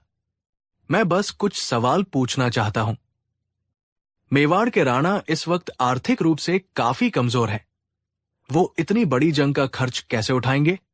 और काबुल से आगरा तक सेना लाना महीनों का काम है। क्या इसकी खबर हमारी सल्तनत को नहीं लगती?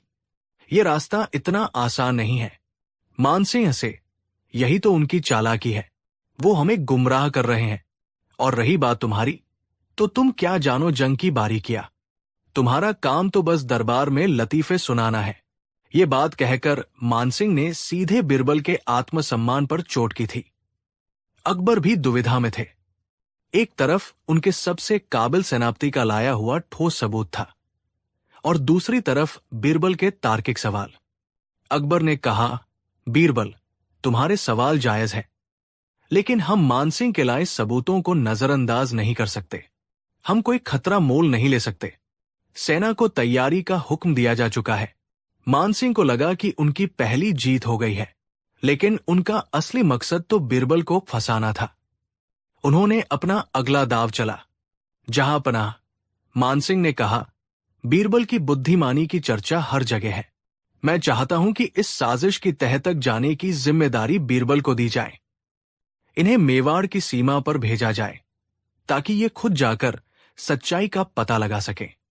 अगर इनकी बात सच निकली तो हम जंग की तैयारी रोक देंगे, और अगर मेरी बात सच निकली तो ये एक बहुत ही चालाकी से बिछाया गया जाल था।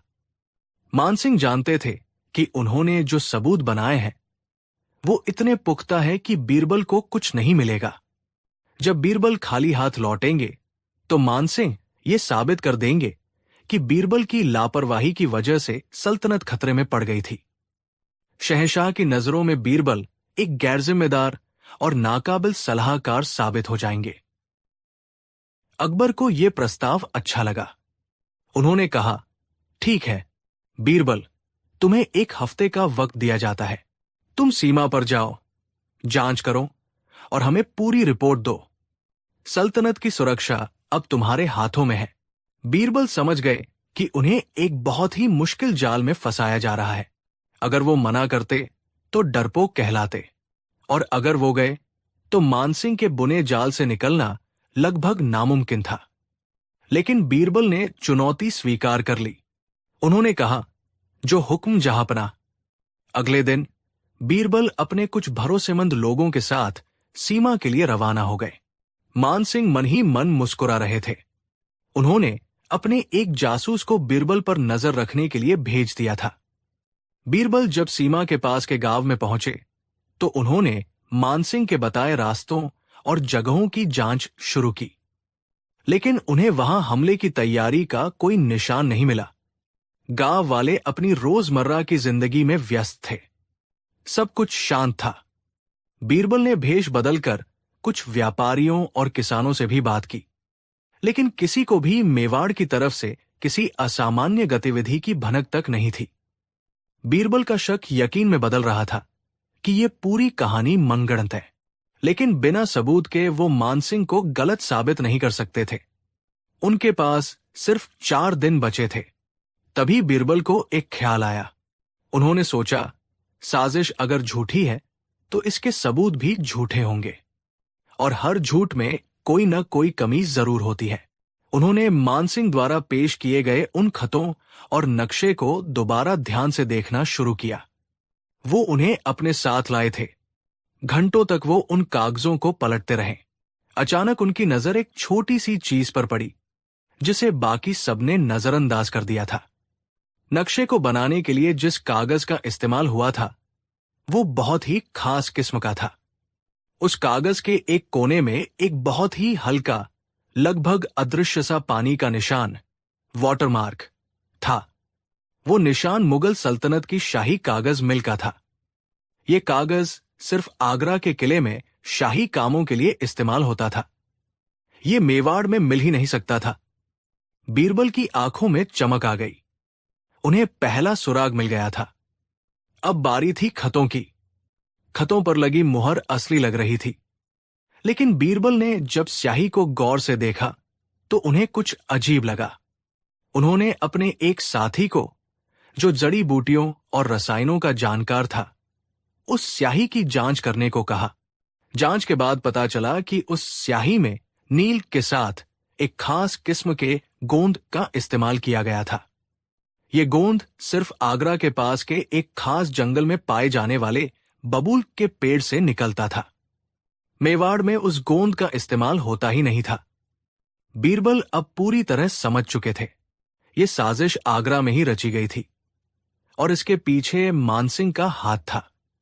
लेकिन अभी भी एक कड़ी बाकी थी, वो जासूस जो मानसिंह की कैद में था।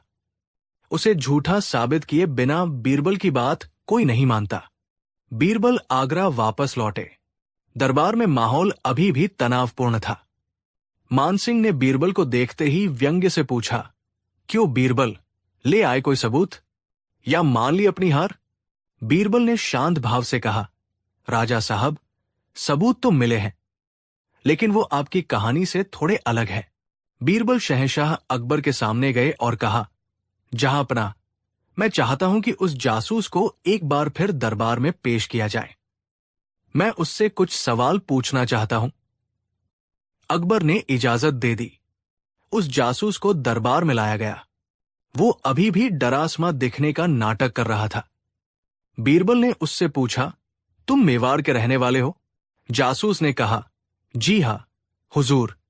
बीरबल ने अगला सवाल पूछा, तुमने बताया कि तुम राणा के बहुत खास हो और उनके महल में तुम्हारा आना जाना लगा रहता है। क्या तुम हमें बता सकते हो कि चित्तौड़ के किले में विजय स्तंभ के ठीक सामने जो सूरज कुंड है, उसमें पानी कहां से आता है? ये एक बहुत ही चालाकी भरा सवाल था। जासूस को लगा कि उसे अपनी जानकारी साबित करनी है। उसने आत्मविश्वास से जवाब दिया, जी हुजूर, बिल्कुल बता सकता हूं। सूरज कुंड में पानी पास की पहाड़ी से एक गुप्त नहर के जरिए आता है, जिसका रास्ता सिर्फ राणा के कुछ खास लोग ही जानते हैं। जैसे ही उसने ये कहा, बीरबल मुस्कुराए और शहंशाह अकबर की ओर देखा। अकबर हैरान थे कि बीरबल मुस्कुरा क्यों रहे हैं। बीरबल ने ऊंची आवाज में कहा, जहांपनाह, ये आदमी सरासर झूठ बोल रहा है, क्योंकि चित्तौड़ के किले में विजय स्तंभ के सामने कोई सूरज कुंड है ही नहीं। मैंने ये नाम अभी अभी अपनी कल्पना से बनाया है। ये सुनते ही पूरे दरबार में सन्नाटा छा गया। जासूस का चेहरा सफेद पड़ गया। वो समझ गया कि वो बीरबल के जाल में फंस चुका है। मानसिंह के पैरों तले जमीन खिसक गई। बीरबल ने अपनी बात जारी रखी, और जहांपनाह सिर्फ यही नहीं, उन्होंने वो नक्शा और खत अकबर के सामने रखते हुए कहा, यह नक्शा जिस कागज पर बना है वो हमारी शाही मिल का है, और इन खतों की स्याही में जो गोंद इस्तेमाल हुआ है वो सिर्फ आगरा के पास मिलता है। ये साजिश मेवाड़ में नहीं, बल्कि यही आगरा के किले में हमारी नाक के नीचे रची गई है। अब सब कुछ शीशे की तरह साफ हो चुका था। अकबर का चेहरा गुस्से से लाल हो गया। उन्होंने उस जासूस को देखा जो अब उनके पैरों में गिरकर माफी मांग रहा था। उसने कबूल कर लिया कि वो मानसिंह का ही एक सिपाही है और ये सब नाटक उसी के कहने पर किया गया था। शहंशाह अकबर अपनी गद्दी से उठे और उनकी गरजती हुई आवाज पूरे दरबार में गूंजी, राजा मानसिंह, हमें आपसे ये उम्मीद नहीं थी। आपने अपनी निजी दुश्मनी के लिए पूरी सल्तनत को खतरे में डाल दिया। आपने हमारी दोस्ती और हमारे भरोसे का इतना गिरा हुआ सिला दिया। राजा मानसिंह का सिर शर्म से झुक गया। उनकी सारी हेकड़ी, सारा अहंकार मिट्टी में मिल चुका था। उनकी तलवार आज बीरबल की बुद्धि के सामने हार गई थी। उन्होंने अपनी तलवार निकालकर अकबर के कदमों में रख दी और कहा, मैं मुजरिम हूं। जहांपनाह, मेरी जलन ने मुझे अंधा कर दिया था। बीरबल की काबिलियत मुझसे देखी नहीं गई। आप जो सजा देंगे मुझे मंजूर है। अकबर बहुत नाराज थे, लेकिन वो मानसिंह की पुरानी वफादारियों को भी नहीं भूले थे। उन्होंने मानसिंह को मौत की सजा तो नहीं दी, लेकिन उन्हें सेनापति के पद से हटा दिया और कुछ सालों के लिए बंगाल के एक दूर दराज सूबे में भेज दिया। जब दरबार शांत हुआ तो अकबर ने बीरबल को अपने पास बुलाया। उन्होंने बीरबल के कंधे पर हाथ रखकर कहा, मान गए बीरबल, आज तुमने एक बार फिर साबित कर दिया कि एक तेज दिमाग हजारों तलवारों से ज्यादा ताकतवर होता है। तुमने न सिर्फ अपनी बेगुनाही साबित की, बल्कि सल्तनत को एक बेवजह की जंग और गृह युद्ध से भी बचा लिया। बीरबल ने अदब से सिर झुकाकर कहा, यह सब आपके भरोसे का ही नतीजा है। जहांपनाह, सच्चाई की राह पर थोड़ी मुश्किलें जरूर आती है, लेकिन अंत में जीत हमेशा सच्चाई की ही होती है। उस दिन के बाद दरबार में किसी ने भी बीरबल की बुद्धिमानी पर सवाल उठाने की हिम्मत नहीं की, और यह किस्सा इतिहास में हमेशा के लिए दर्ज हो गया कि कैसे बीरबल ने अपनी अक्ल से एक महान योद्धा के अहंकार को चकनाचूर कर दिया था। कहानी 5। उन दिनों की बात है जब शहंशाह अकबर के नाम का परचम पूरे हिंदुस्तान में लहरा रहा था। उनकी सल्तनत की सीमाएं दूर दूर तक फैली थी और पड़ोसी राज्यों के राजा या तो उनसे दोस्ती का हाथ बढ़ाते थे या उनके नाम से कांपते थे। दोस्ती और वचन अकबर के लिए सिर्फ शब्द नहीं थे, बल्कि उनकी सल्तनत की नींव थे। वो मानते थे कि एक राजा की जुबान से निकला वचन पत्थर की लकीर होता है, लेकिन हर कोई इस सिद्धांत को नहीं मानता था। मुगल सल्तनत की पूर्वी सीमा से सटा हुआ एक छोटा लेकिन समृद्ध राज्य था देवगढ़। देवगढ़ के राजा थे विक्रमसेन। राजा विक्रमसेन बहादुर थे, लेकिन हद से ज्यादा चालाक और अहंकारी भी। वो मानते थे कि कूटनीति का मतलब ही है मीठी बातें करके अपना काम निकालना। उनके लिए वादा एक ऐसा हथियार था जिसका इस्तेमाल वो अपनी जरूरत पूरी करने के लिए करते थे और काम निकल जाने के बाद उसे भूल जाते थे। देवगढ़ एक ऐसे अहम व्यापारिक मार्ग पर स्थित था जो आगरा को पूर्वी बंदरगाहों से जोड़ता था। इस मार्ग पर अक्सर लुटेरों के हमले होते थे, जिससे व्यापारियों को बहुत नुकसान होता था। अकबर चाहते थे कि ये मार्ग सुरक्षित हो। इसके लिए मार्ग के बीच में स्थित सूरजगढ़ के पुराने किले पर मुगल सल्तनत का नियंत्रण जरूरी था। ये किला देवगढ़ की सीमा में आता था। एक लंबे विचार विमर्श के बाद राजा विक्रमसेन आगरा आए। दीवान खास में एक भव्य समारोह का आयोजन हुआ। शहंशाह अकबर और राजा विक्रमसेन के बीच एक महत्वपूर्ण संधि पर हस्ताक्षर किए गए। संधि की शर्तें साफ थी। 1. राजा विक्रमसेन सूरजगढ़ का किला मुगल सल्तनत को सौंप देंगे ताकि मुगल सेना वहां रहकर व्यापारिक मार्ग को सुरक्षित बना सके। 2. इसके बदले में शहंशाह अकबर देवगढ़ को लुटेरों से बचाने के लिए सैन्य सहायता देंगे और देवगढ़ से गुजरने वाले हर व्यापारिक काफिले पर लगने वाले कर का 20% हिस्सा देवगढ़ के खजाने में जाएगा। 3. दोस्ती की इस नई शुरुआत के प्रतीक के रूप में राजा विक्रमसेन अपने राज्य का सबसे कीमती और दुर्लभ सफेद हाथी गजराज शहंशाह अकबर को तोहफे में देंगे। दरबार में तालियां गूंजी। विक्रमसेन ने बड़ी बड़ी कस्में खाई। जहां पनाह, मेरा वचन सूर्य और चंद्रमा की तरह अटल है। जब तक देवगढ़ है, हमारी दोस्ती कायम रहेगी। अकबर ने उनकी बातों पर भरोसा कर लिया।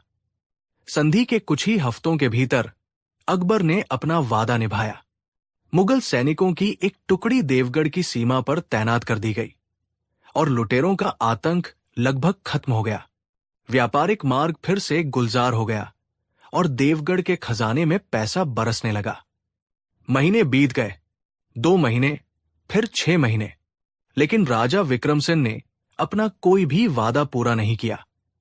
उन्होंने न तो सूरजगढ़ का किला मुगलों को सौंपा, न ही उस सफेद हाथी गजराज को आगरा भेजा। जब भी आगरा से कोई संदेशवाहक इस बारे में पूछता तो विक्रमसेन कोई न कोई बहाना बना देते। अभी शुभ मुहूर्त नहीं है, हाथी बीमार है, किले में मरम्मत का काम चल रहा है। धीरे धीरे अकबर का सब्र जवाब देने लगा। यह सिर्फ एक संधि का उल्लंघन नहीं था, यह शहंशाहैन की तौहीन थी। एक दिन जब उन्हें पता चला कि विक्रमसेन ने सूरजगढ़ के किले में अपनी सेना की संख्या और बढ़ा दी है, तो अकबर का गुस्सा 7वें आसमान पर पहुंच गया। उन्होंने भरे दरबार में अपनी तलवार खींच ली और गरजे, बहुत हुआ। उस धोखेबाज राजा को सबक सिखाने का वक्त आ गया है। हमारी फौजें देवगढ़ पर चढ़ाई करेंगी। हम उसे बताएंगे कि मुगल सल्तनत से किया गया वादा तोड़ने का अंजाम क्या होता है। सेनापति मानसिंह और अन्य योद्धा जो हुक्म जहांपनाह कहकर युद्ध की तैयारियों में लग गए। पूरा दरबार युद्ध के उन्माद में था। सिर्फ एक व्यक्ति शांत था, बीरबल। बीरबल ने आगे बढ़कर अदब से कहा, गुस्ताखी माफ जहांपनाह, लेकिन क्या तलवार ही हर मसले का हल है? अकबर ने गुस्से से कहा, और क्या हल है बीरबल? उस घमंडी राजा ने हमारे भरोसे को तोड़ा है। उसे खून और लोहे की भाषा ही समझ आएगी। बीरबल ने बड़ी शांति से उत्तर दिया, जहांपनाह, युद्ध से देवगढ़ तो जीत लेंगे, लेकिन हजारों बेगुनाह सैनिक और नागरिक मारे जाएंगे। सल्तनत का खजाना खाली होगा। क्या एक वादा तोड़ने वाले के अहंकार के लिए इतनी बड़ी कीमत चुकाना सही है? तलवार से मिला जख्म भर जाता है जहांपनाह, लेकिन अक्ल से मारी गई चोट अहंकार को हमेशा के लिए झुका देती है। अकबर का गुस्सा थोड़ा ठंडा हुआ। उन्होंने कहा, तो तुम ही बताओ क्या करें? कैसे सिखाए उसे सबक? बीरबल ने मुस्कुराते हुए कहा, हमें उसे उसी के खेल में हराना होगा। जहांपनाह, हमें उसे ये एहसास दिलाना होगा कि एक राजा की सबसे बड़ी दौलत उसका सोना चांदी या उसकी सेना नहीं, बल्कि उसका वचन होता है। और जब वचन की कीमत खत्म हो जाती है तो राजा तिनके से भी हल्का हो जाता है। बस आप मुझे कुछ वक्त, कुछ संसाधन और अपनी इजाजत दीजिए। अकबर बीरबल की बुद्धिमानी पर भरोसा करते थे। उन्होंने कहा, ठीक है बीरबल, हम देवगढ़ पर हमला नहीं करेंगे। तुम्हें जो करना है करो, लेकिन याद रहे विक्रमसेन को अपनी गलती का एहसास होना चाहिए। बीरबल ने अपनी योजना पर काम करना शुरू कर दिया। ये योजना तलवार की नहीं, दिमाग की थी। सबसे पहले बीरबल ने अपने कुछ सबसे होशियार जासूसों को व्यापारी, साधु और भाट, कवि का भेष धरकर देवगढ़ और उसके आसपास के राज्यों में भेजा। उनका काम कोई जानकारी इकट्ठा करना नहीं, बल्कि एक अफवाह फैलाना था। कुछ ही हफ्तों में देवगढ़ के बाजारों, चौपालों और महफिलों में एक नई और डरावनी कहानी गूंजने लगी। कहानी थी उत्तर के पहाड़ों से आए एक खूंखार पठान सरदार रुस्तम खान की। अफवाहों में रुस्तम खान को एक दैत्य की तरह बताया गया, 7 फुट लंबा, जिसकी आंखों में खून उतरता है और जिसके पास लुटेरों की एक विशाल सेना है जो गांवों को जलाती हुई आगे बढ़ रही है। बीरबल के जासूसों ने इस कहानी को और असली बनाने के लिए देवगढ़ की सीमा के पास के जंगलों में रात को आग लगाकर छोड़ दी और सुबह उसे रुस्तम खान के लुटेरों का पड़ाव बताकर प्रचारित कर दिया। कुछ नकली लुटे पिटे व्यापारी देवगढ़ पहुंचे और दरबार में रुस्तम खान के अत्याचारों की झूठी कहानियां रो रो कर सुनाने लगे। शुरू में राजा विक्रमसेन ने इन अफवाहों को हंसी में उड़ा दिया। उसे लगा ये सब बकवास है, लेकिन फिर बीरबल ने अपनी चाल का अगला और सबसे खतरनाक हिस्सा चला। बीरबल ने फारसी के माहिर लेखकों से रुस्तम खान के नाम से कुछ खत लिखवाए। उन खतों में देवगढ़ पर हमला करने की धमकी दी गई थी। फिर बीरबल ने अपने एक सैनिक को रुस्तम खान का जासूस बनाया और उसे जानबूझकर देवगढ़ के सैनिकों के हाथों पकड़वा दिया। जब उस जासूस से सख्ती से पूछताछ की गई तो उसने, जैसा कि उसे सिखाया गया था, कबूल कर लिया कि रुस्तम खान की 20,000 की सेना अगली अमावस्या को देवगढ़ पर हमला करने वाली है। सबूत के तौर पर उसकी कमर से वो धमकी भरे खत भी बरामद हुए। अब राजा विक्रमसेन का अहंकार डर में बदलने लगा। उसकी अपनी सेना मुश्किल से 5,000 थी। उसने अपने पड़ोसी राजाओं को मदद के लिए संदेश भेजे, लेकिन किसी ने उसकी मदद नहीं की, क्योंकि हर कोई जानता था कि विक्रमसेन वादे का कच्चा है।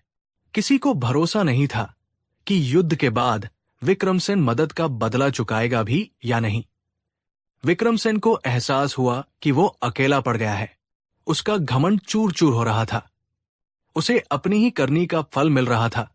उसके झूठे वादों ने उसे दोस्तों के बीच भी अकेला कर दिया था। अब उसे सिर्फ एक ही उम्मीद की किरण दिखाई दे रही थी, शहंशाह अकबर और उनकी विशाल मुगल सेना। घबराहट में विक्रमसेन ने एक माफीनामा और मदद की गुहार के साथ अपना सबसे भरोसेमंद दूत आगरा भेजा। उसने अकबर को उनकी पुरानी दोस्ती की दुहाई दी और रुस्तम खान के खतरे से बचाने की भीख मांगी। जब दूत ने अकबर के दरबार में ये संदेश पढ़ा तो अकबर मुस्कुराए। वो बीरबल की योजना की सफलता देख रहे थे। अकबर ने बीरबल की सलाह के अनुसार एक बहुत ही सधा हुआ जवाब लिखवाया। उन्होंने लिखा, राजा विक्रमसेन, हमें आपके राज्य पर आए संकट के बारे में सुनकर अफसोस हुआ। हम आपकी मदद जरूर करते, लेकिन हमें एक दुविधा है। जिस राजा का वचन सूरजगढ़ के किले और एक सफेद हाथी के मामले में हवा हो गया, हम उस राजा के वचन पर कैसे यकीन करें कि खतरा टल जाने के बाद वो हमारी मदद का एहसान मानेगा। सेना भेजना एक बहुत बड़ा फैसला है जो भरोसे की नींव पर टिका होता है। और माफ कीजिएगा, लेकिन आपने उस नींव को खुद ही तोड़ दिया है। ये पत्र जब विक्रमसेन ने पढ़ा तो उसे ऐसा लगा जैसे किसी ने उसके चेहरे पर तमाचा मार दिया हो। अकबर ने युद्ध की धमकी नहीं दी थी, उन्होंने बस उसे आईना दिखा दिया था। आज उसे पहली बार एहसास हुआ कि वचन और भरोसे की क्या कीमत होती है। आज जब उसे मदद की सबसे ज्यादा जरूरत थी तो उसकी अपनी ही बेईमानी उसके आड़े आ रही थी। वो पूरी तरह से टूट गया। उसे लगा कि उसका राज्य अब तबाह हो जाएगा। अपनी आखिरी कोशिश के तौर पर उसने अपने इकलौते बेटे राजकुमार अजय को आगरा भेजा। राजकुमार ने शहंशाह के कदमों में अपनी पगड़ी रख दी और कहा, जहां पनाह, मेरे पिता अपनी गलती पर शर्मिंदा है। वो अपने हर वादे को पूरा करने के लिए तैयार है। जब तक रुस्तम खान का खतरा टल नहीं जाता, मैं देवगढ़ का युवराज आपकी सल्तनत में एक बंधक के तौर पर रहूंगा। ये मेरे पिता के वचन की गारंटी है। ये देखकर अकबर का दिल पिघल गया। लेकिन बीरबल जानते थे कि सबक अभी अधूरा है। बीरबल ने शहंशाह से इजाजत ली और खुद राजकुमार के साथ देवगढ़ गए। जब बीरबल देवगढ़ के दरबार में पहुंचे तो राजा विक्रमसेन दौड़कर उनके पैरों में गिर पड़ा। उसका सारा अहंकार खत्म हो चुका था। उसने हाथ जोड़कर कहा, हमें माफ कर दीजिए मंत्री जी, बस हमारे राज्य को बचा लीजिए। हम अपनी गलती मान चुके हैं। बीरबल ने उसे उठाकर गले लगाया और धीरे से मुस्कुराते हुए कहा, शांत हो जाइए महाराज, आपको किसी रुस्तम खान से डरने की जरूरत नहीं है। विक्रम सिंह ने हैरानी से पूछा, क्या मतलब? बीरबल ने कहा, मतलब ये कि कोई रुस्तम खान है ही नहीं। वो सिर्फ एक कहानी थी, एक अफवाह थी, एक सबक था। ये सुनकर विक्रम सिंह के पैरों तले जमीन खिसक गई। वो अविश्वास से बीरबल को देखता रहा। बीरबल ने समझाया, महाराज, शहंशाह अकबर आपकी जमीन या आपके हाथी के भूखे नहीं हैं। वो सिर्फ वचन का सम्मान चाहते हैं। जब आपने अपना वादा तोड़ा तो शहंशाह युद्ध करना चाहते थे, लेकिन हमने उन्हें रोका, क्योंकि हम आपको मारना नहीं, सिखाना चाहते थे। हम आपको ये एहसास दिलाना चाहते थे कि एक राजा की असली ताकत उसकी सेना नहीं, उसका वचन होता है। जिस राजा के वचन का कोई मोल नहीं, वो काल्पनिक दुश्मनों से भी हार जाता है। आज आपने मदद के लिए गुहार लगाई तो कोई आपके साथ खड़ा नहीं हुआ। क्यों? क्योंकि कोई आपके वचन पर भरोसा नहीं करता। यही आपका असली सबक है। राजा विक्रम सिंह की आंखों से पश्चाताप के आंसू बहने लगे। वो बीरबल की बुद्धिमानी के सामने नतमस्तक हो गया। उसे अपनी गलती का गहराई से एहसास हो चुका था। अगले ही दिन राजा विक्रम सिंह ने खुद जाकर सूरजगढ़ का किला मुगल अधिकारियों को सौंप दिया। उसने शाही सम्मान के साथ सफेद हाथी गजराज को आगरा के लिए रवाना किया और संधि की हर शर्त को पूरा किया। जब बीरबल वापस आगरा लौटे तो शहंशाह अकबर ने उन्हें गले लगा लिया। कुछ ही दिनों बाद खूबसूरत गजराज भी आगरा के शाही अस्तबल की शान बढ़ा रहा था। वो सिर्फ एक जानवर नहीं था, बल्कि एक सबक का प्रतीक था। एक सबक जो बीरबल ने बिना खून की एक बूंद बहाए एक अहंकारी राजा को सिखाया था। और उस दिन के बाद राजा विक्रम सिंह शहंशाह अकबर के सबसे वफादार दोस्तों में से एक बन गया, क्योंकि उसने जान लिया था कि सल्तनतें तलवार से जीती जा सकती है, लेकिन दिल और सम्मान सिर्फ वचन निभाने से ही कमाए जाते हैं। कहानी 6। मुगल सल्तनत का वो दौर था जब बादशाह अकबर का डंका पूरी दुनिया में बजता था। उनके दरबार में 9 रत्न थे जो अपनी अपनी कला में माहिर थे, लेकिन अक्सर दरबार में ऐसी बहस छिड़ जाती थी जिसका जवाब ढूंढना आसान नहीं होता था। एक दिन दरबार लगा हुआ था और बादशाह अकबर अपने तख्त पर विराजमान थे, लेकिन उनके चेहरे पर एक उलझन थी। उन्होंने अपनी दाढ़ी पर हाथ फेरते हुए अचानक बीरबल और सभी दरबारियों से एक सवाल पूछा कि क्या ज्ञान ही सब कुछ है? क्या जो इंसान बहुत ज्यादा पढ़ा लिखा हो, जिसे वेदों और शास्त्रों का पूरा ज्ञान हो, क्या वो कभी मूर्ख हो सकता है? बादशाह के इस सवाल पर दरबार में सन्नाटा छा गया और मुल्ला दो प्याजा समेत सभी दरबारी एक दूसरे का मुंह देखने लगे। मुल्ला दो प्याजा ने कहा कि जहांपनाह, ये कैसा सवाल है जिसे ज्ञान है, वो मूर्ख कैसे हो सकता है? क्योंकि ज्ञान तो अंधेरे में जलने वाले दीपक की तरह है और विद्वान व्यक्ति कभी मूर्खता नहीं कर सकता। बादशाह अकबर ने कहा कि हमें भी यही लगता है मुल्ला जी, लेकिन हमारा दिल कहता है कि किताबी ज्ञान और दुनियादारी की समझ में फर्क होता है। तभी बीरबल अपनी जगह से उठे और बोले कि जहां पनाह माफी चाहता हूं, लेकिन मुल्ला जी की बात से मैं सहमत नहीं हूं, क्योंकि बहुत ज्यादा पढ़ा लिखा इंसान भी महामूर्ख हो सकता है और कभी कभी ज्ञान का बोझ इंसान की बुद्धि को दबा देता है। बादशाह अकबर ने हैरानी से पूछा कि बीरबल, तुम कहना चाहते हो कि एक विद्वान पंडित भी मूर्ख हो सकता है? ये नामुमकिन है, और अगर तुम ये साबित कर सको तो हम मानेंगे। इसलिए जाओ और हमारे राज्य से किसी ऐसे व्यक्ति को ढूंढकर लाओ जो शास्त्रों का ज्ञाता हो, लेकिन असल जिंदगी में अव्वल दर्जे का मूर्ख हो।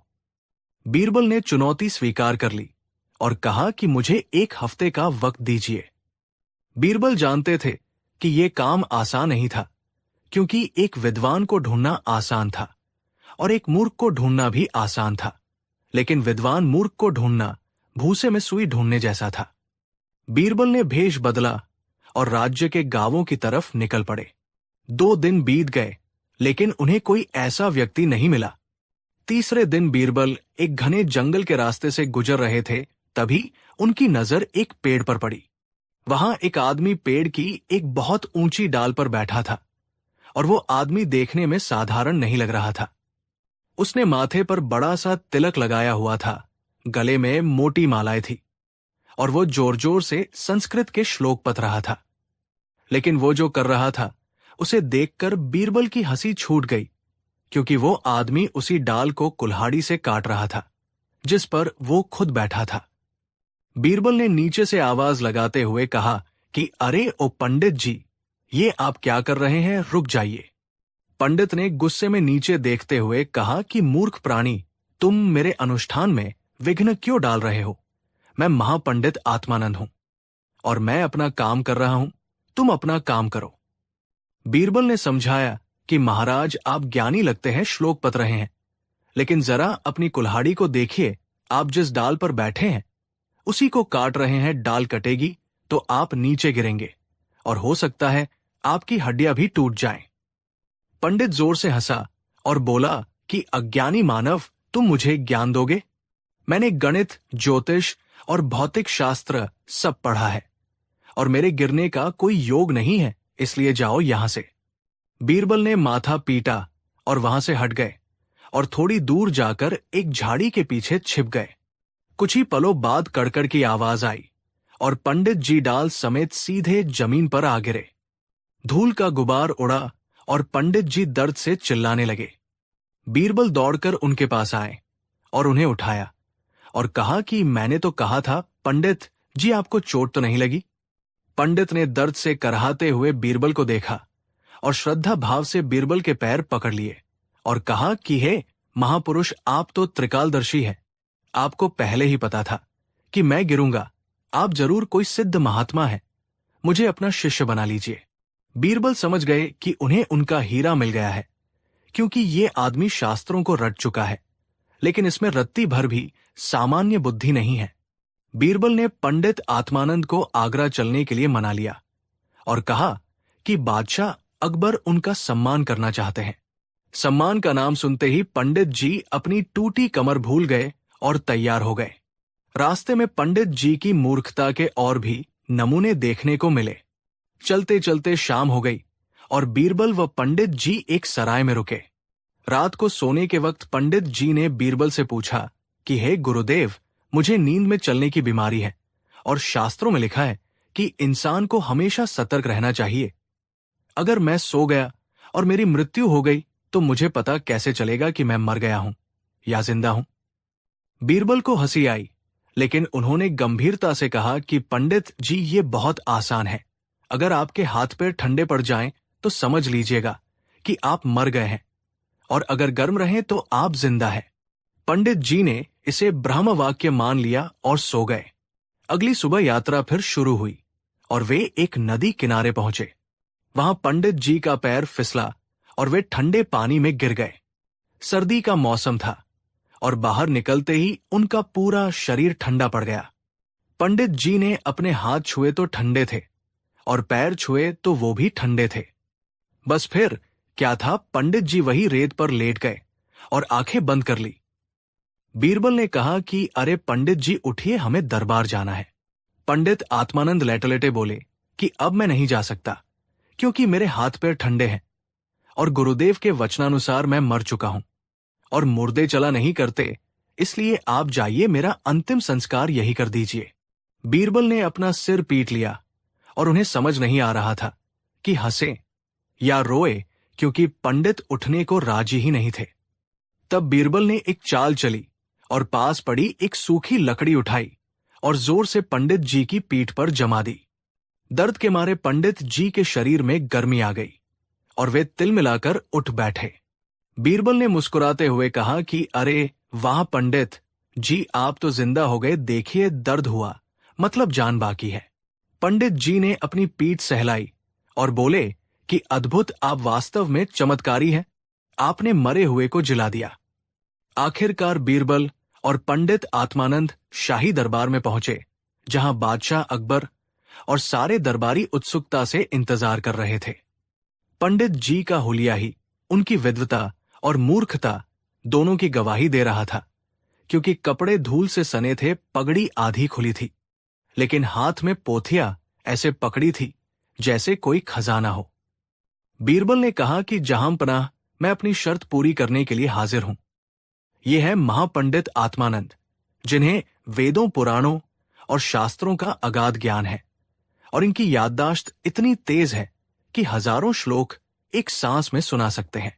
बादशाह अकबर ने कहा कि स्वागत है पंडित जी, लेकिन बीरबल, हमने तो तुम्हें विद्वान मूर्ख लाने को कहा था, ये तो ज्ञानी लग रहे हैं। बीरबल ने कहा कि जहांपनाह, धीरज रखिए, अभी इम्तिहान बाकी है। अकबर ने पंडित जी की परीक्षा लेने की ठानी और पूछा कि पंडित जी बताइए, दुनिया में सबसे तेज क्या चलता है? पंडित आत्मानंद ने गर्व से कहा कि बादशाह, सलामत शास्त्रों के अनुसार मन की गति सबसे तेज है। वो पल भर में यहां और पल भर में वहां हो सकता है। दरबारी वाहवाह करने लगे क्योंकि जवाब बिल्कुल सही था। फिर बादशाह ने पूछा कि दूध और पानी को अलग कैसे किया जा सकता है? पंडित आत्मानंद ने कहा कि राजन, ये तो हंस का गुण है, लेकिन अगर हंस न मिले तो उसे आग पर रख दीजिए, पानी भाप बनकर उड़ जाएगा और केवल दूध बचेगा। मुल्ला दो प्याजा ने अकबर के कान में कहा कि जहांपनाह, बीरबल हार गया, ये आदमी तो वास्तव में बुद्धिमान है। तब बीरबल ने कहा कि पंडित जी, आपने बहुत गहरे जवाब दिए। अब मेरा एक छोटा सा सवाल है कि मान लीजिए आप एक संकरी गली से जा रहे हैं और सामने से एक पागल हाथी आ रहा है। आपके पास भागने की जगह नहीं है, लेकिन आपके हाथ में आपकी ज्ञान की पोथी है, तो आप अपनी जान कैसे बचाएंगे?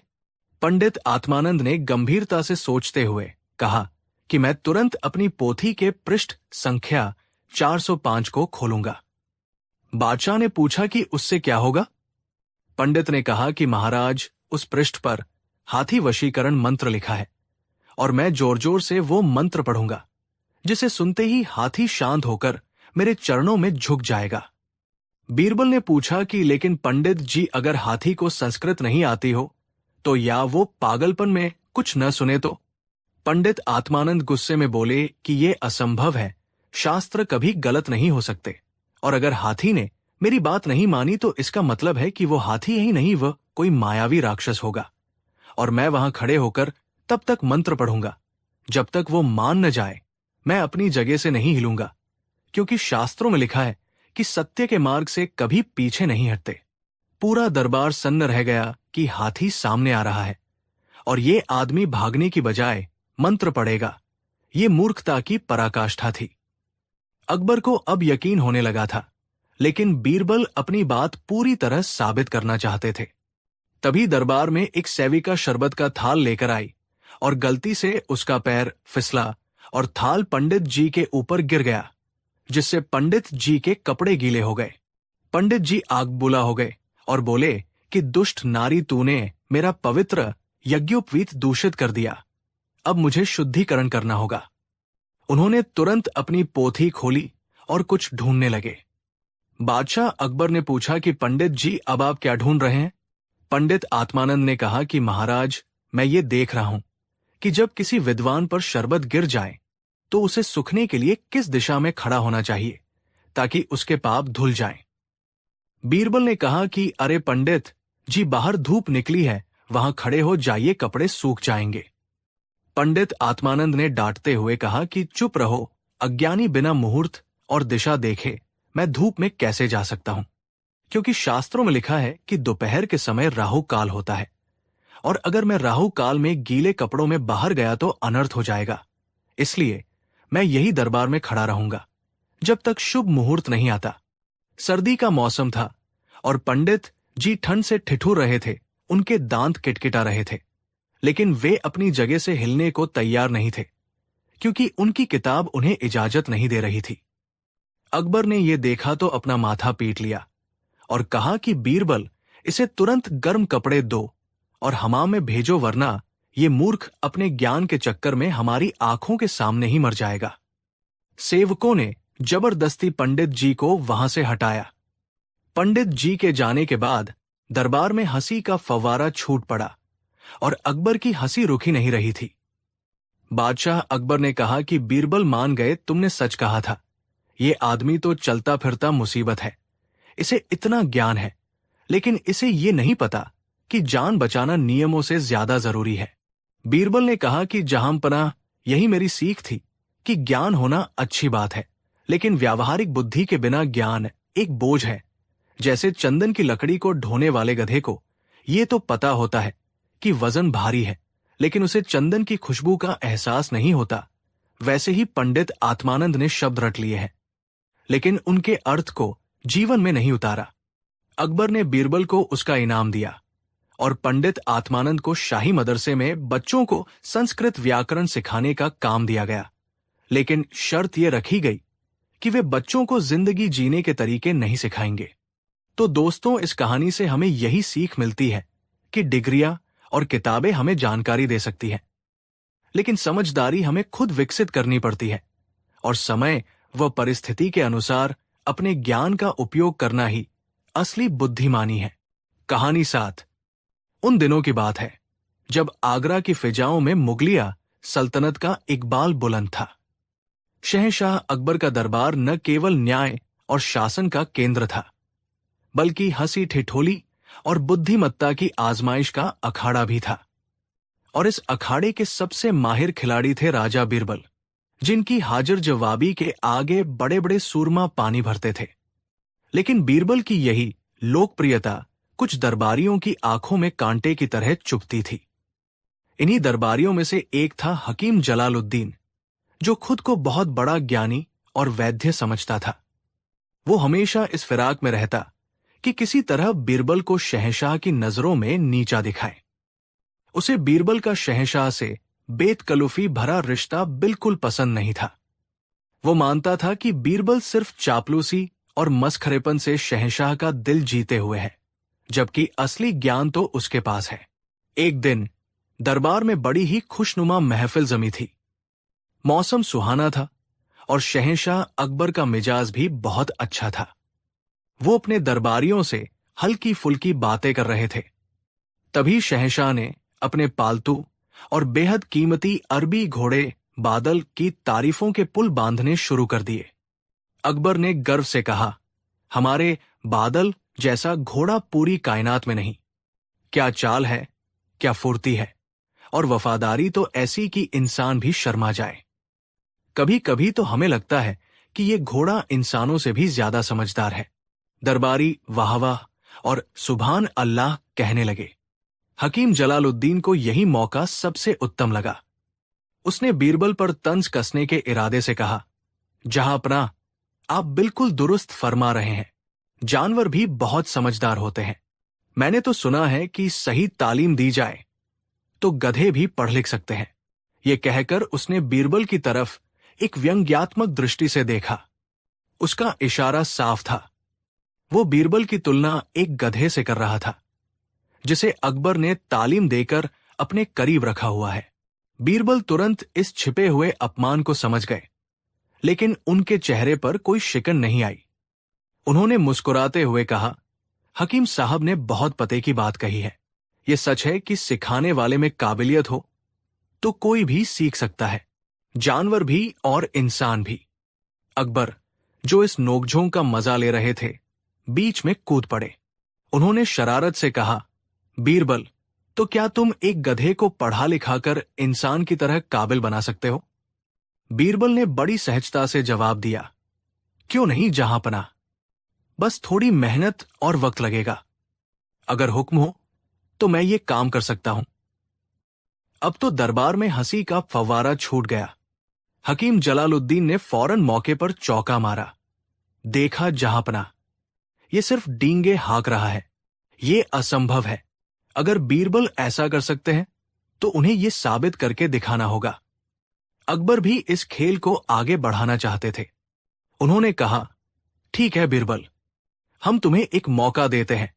तुम शहर के सबसे मूर्ख और अड़ियल गधे को चुनो और उसे तालीम दो। हम तुम्हें 6 महीने का वक्त और 1000 सोने की अशर्फियों का खर्च देते हैं।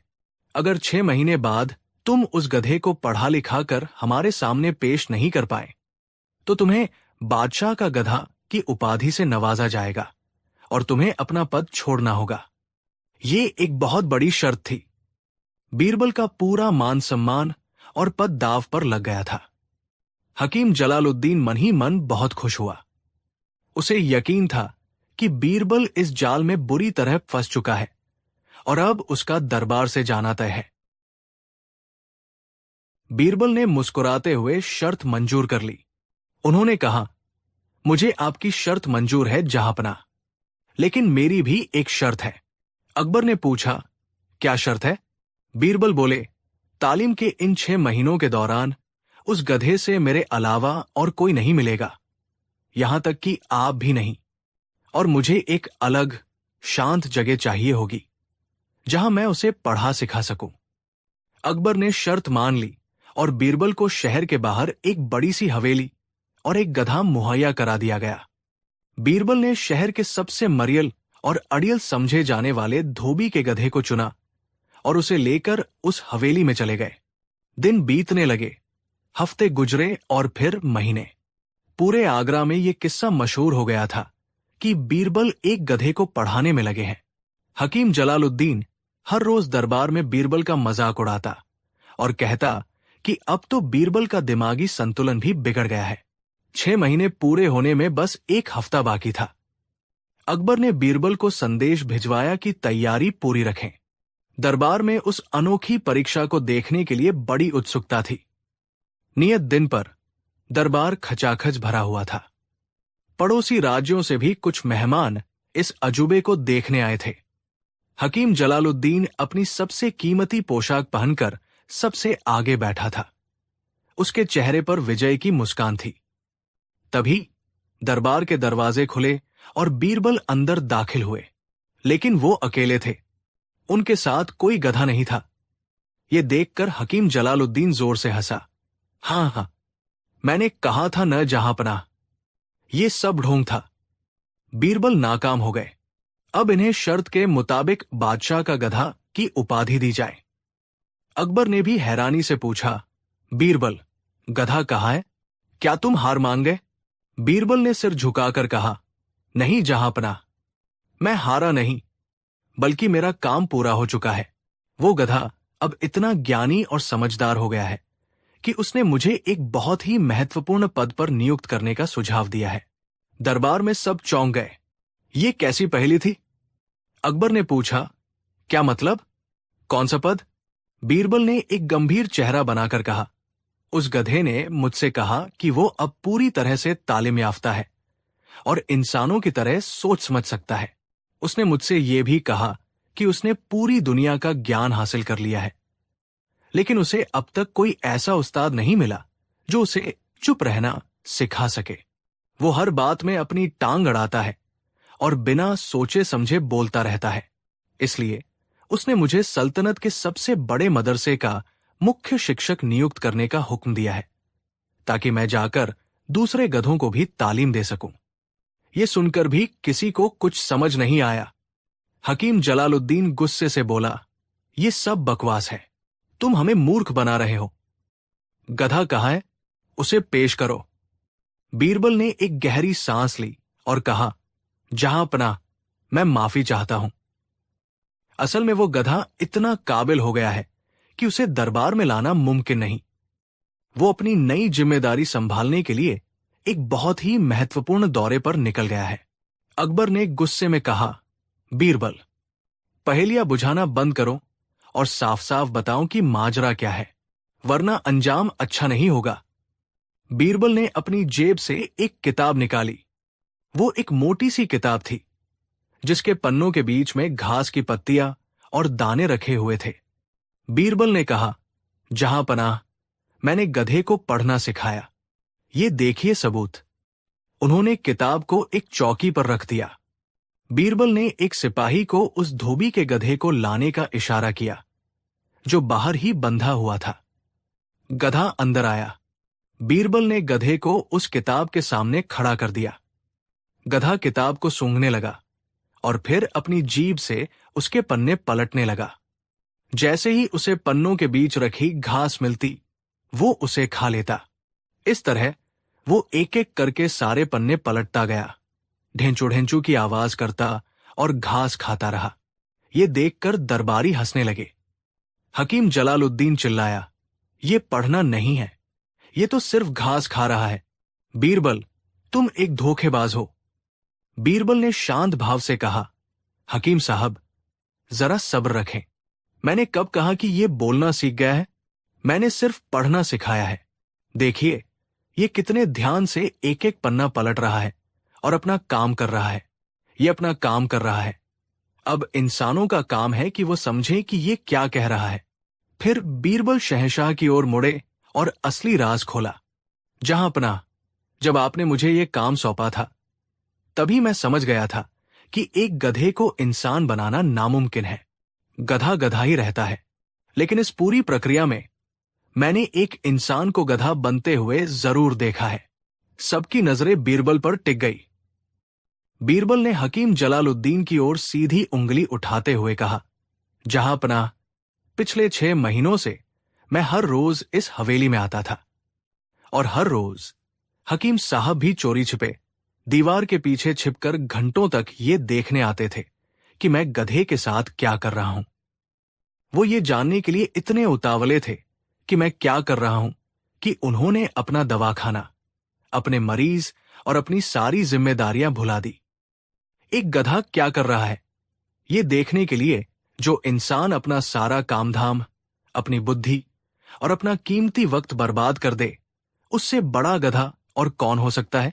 मैंने धोबी के गधे को तो नहीं पढ़ाया, लेकिन इन 6 महीनों में हकीम साहब ने एक गधे की हरकतों पर इतना ध्यान दिया कि उनकी अपनी हरकतें भी गधों जैसी हो गई। बीरबल ने अपनी बात समाप्त करते हुए कहा, तो जहां पनाह, आपकी सल्तनत का सबसे पढ़ा लिखा गधा कोई और नहीं बल्कि खुद हकीम जलालुद्दीन साहब है। और यही है वो बादशाह के गधे जिनकी मैं बात कर रहा था, जो बिना सोचे समझे बोलते हैं और दूसरों के काम में अपनी टांग अड़ाते हैं। ये सुनते ही पूरे दरबार में ऐसा ठहाका गूंजा जो किले की दीवारों से टकराकर वापस आ रहा था। हकीम जलालुद्दीन का चेहरा शर्म, अपमान और गुस्से से लाल, पीला, नीला हो गया था। उसके पास कहने के लिए एक शब्द नहीं था। वो सबके सामने एक तमाशा बन चुका था। बीरबल ने उसे उसी के बुने जाल में ऐसा फंसाया था कि वो जिंदगी भर याद रखेगा। अकबर अपनी हंसी रोक नहीं पा रहे थे। उन्होंने बीरबल की पीठ थपथपाई और कहा, मान गए बीरबल, तुम सच में लाजवाब हो। तुमने न सिर्फ अपनी बुद्धिमानी साबित की, बल्कि हकीम साहब को भी एक ऐसा सबक सिखाया है जिसे वो कभी नहीं भूलेंगे। उस दिन के बाद से हकीम जलालुद्दीन ने कभी बीरबल से उलझने की हिम्मत नहीं की और दरबार में हर कोई ये समझ गया कि बादशाह का गधा वो नहीं जो 4 पैरों पर चलता है, बल्कि वो है जो 2 पैरों पर चलकर भी अपनी बुद्धि का सही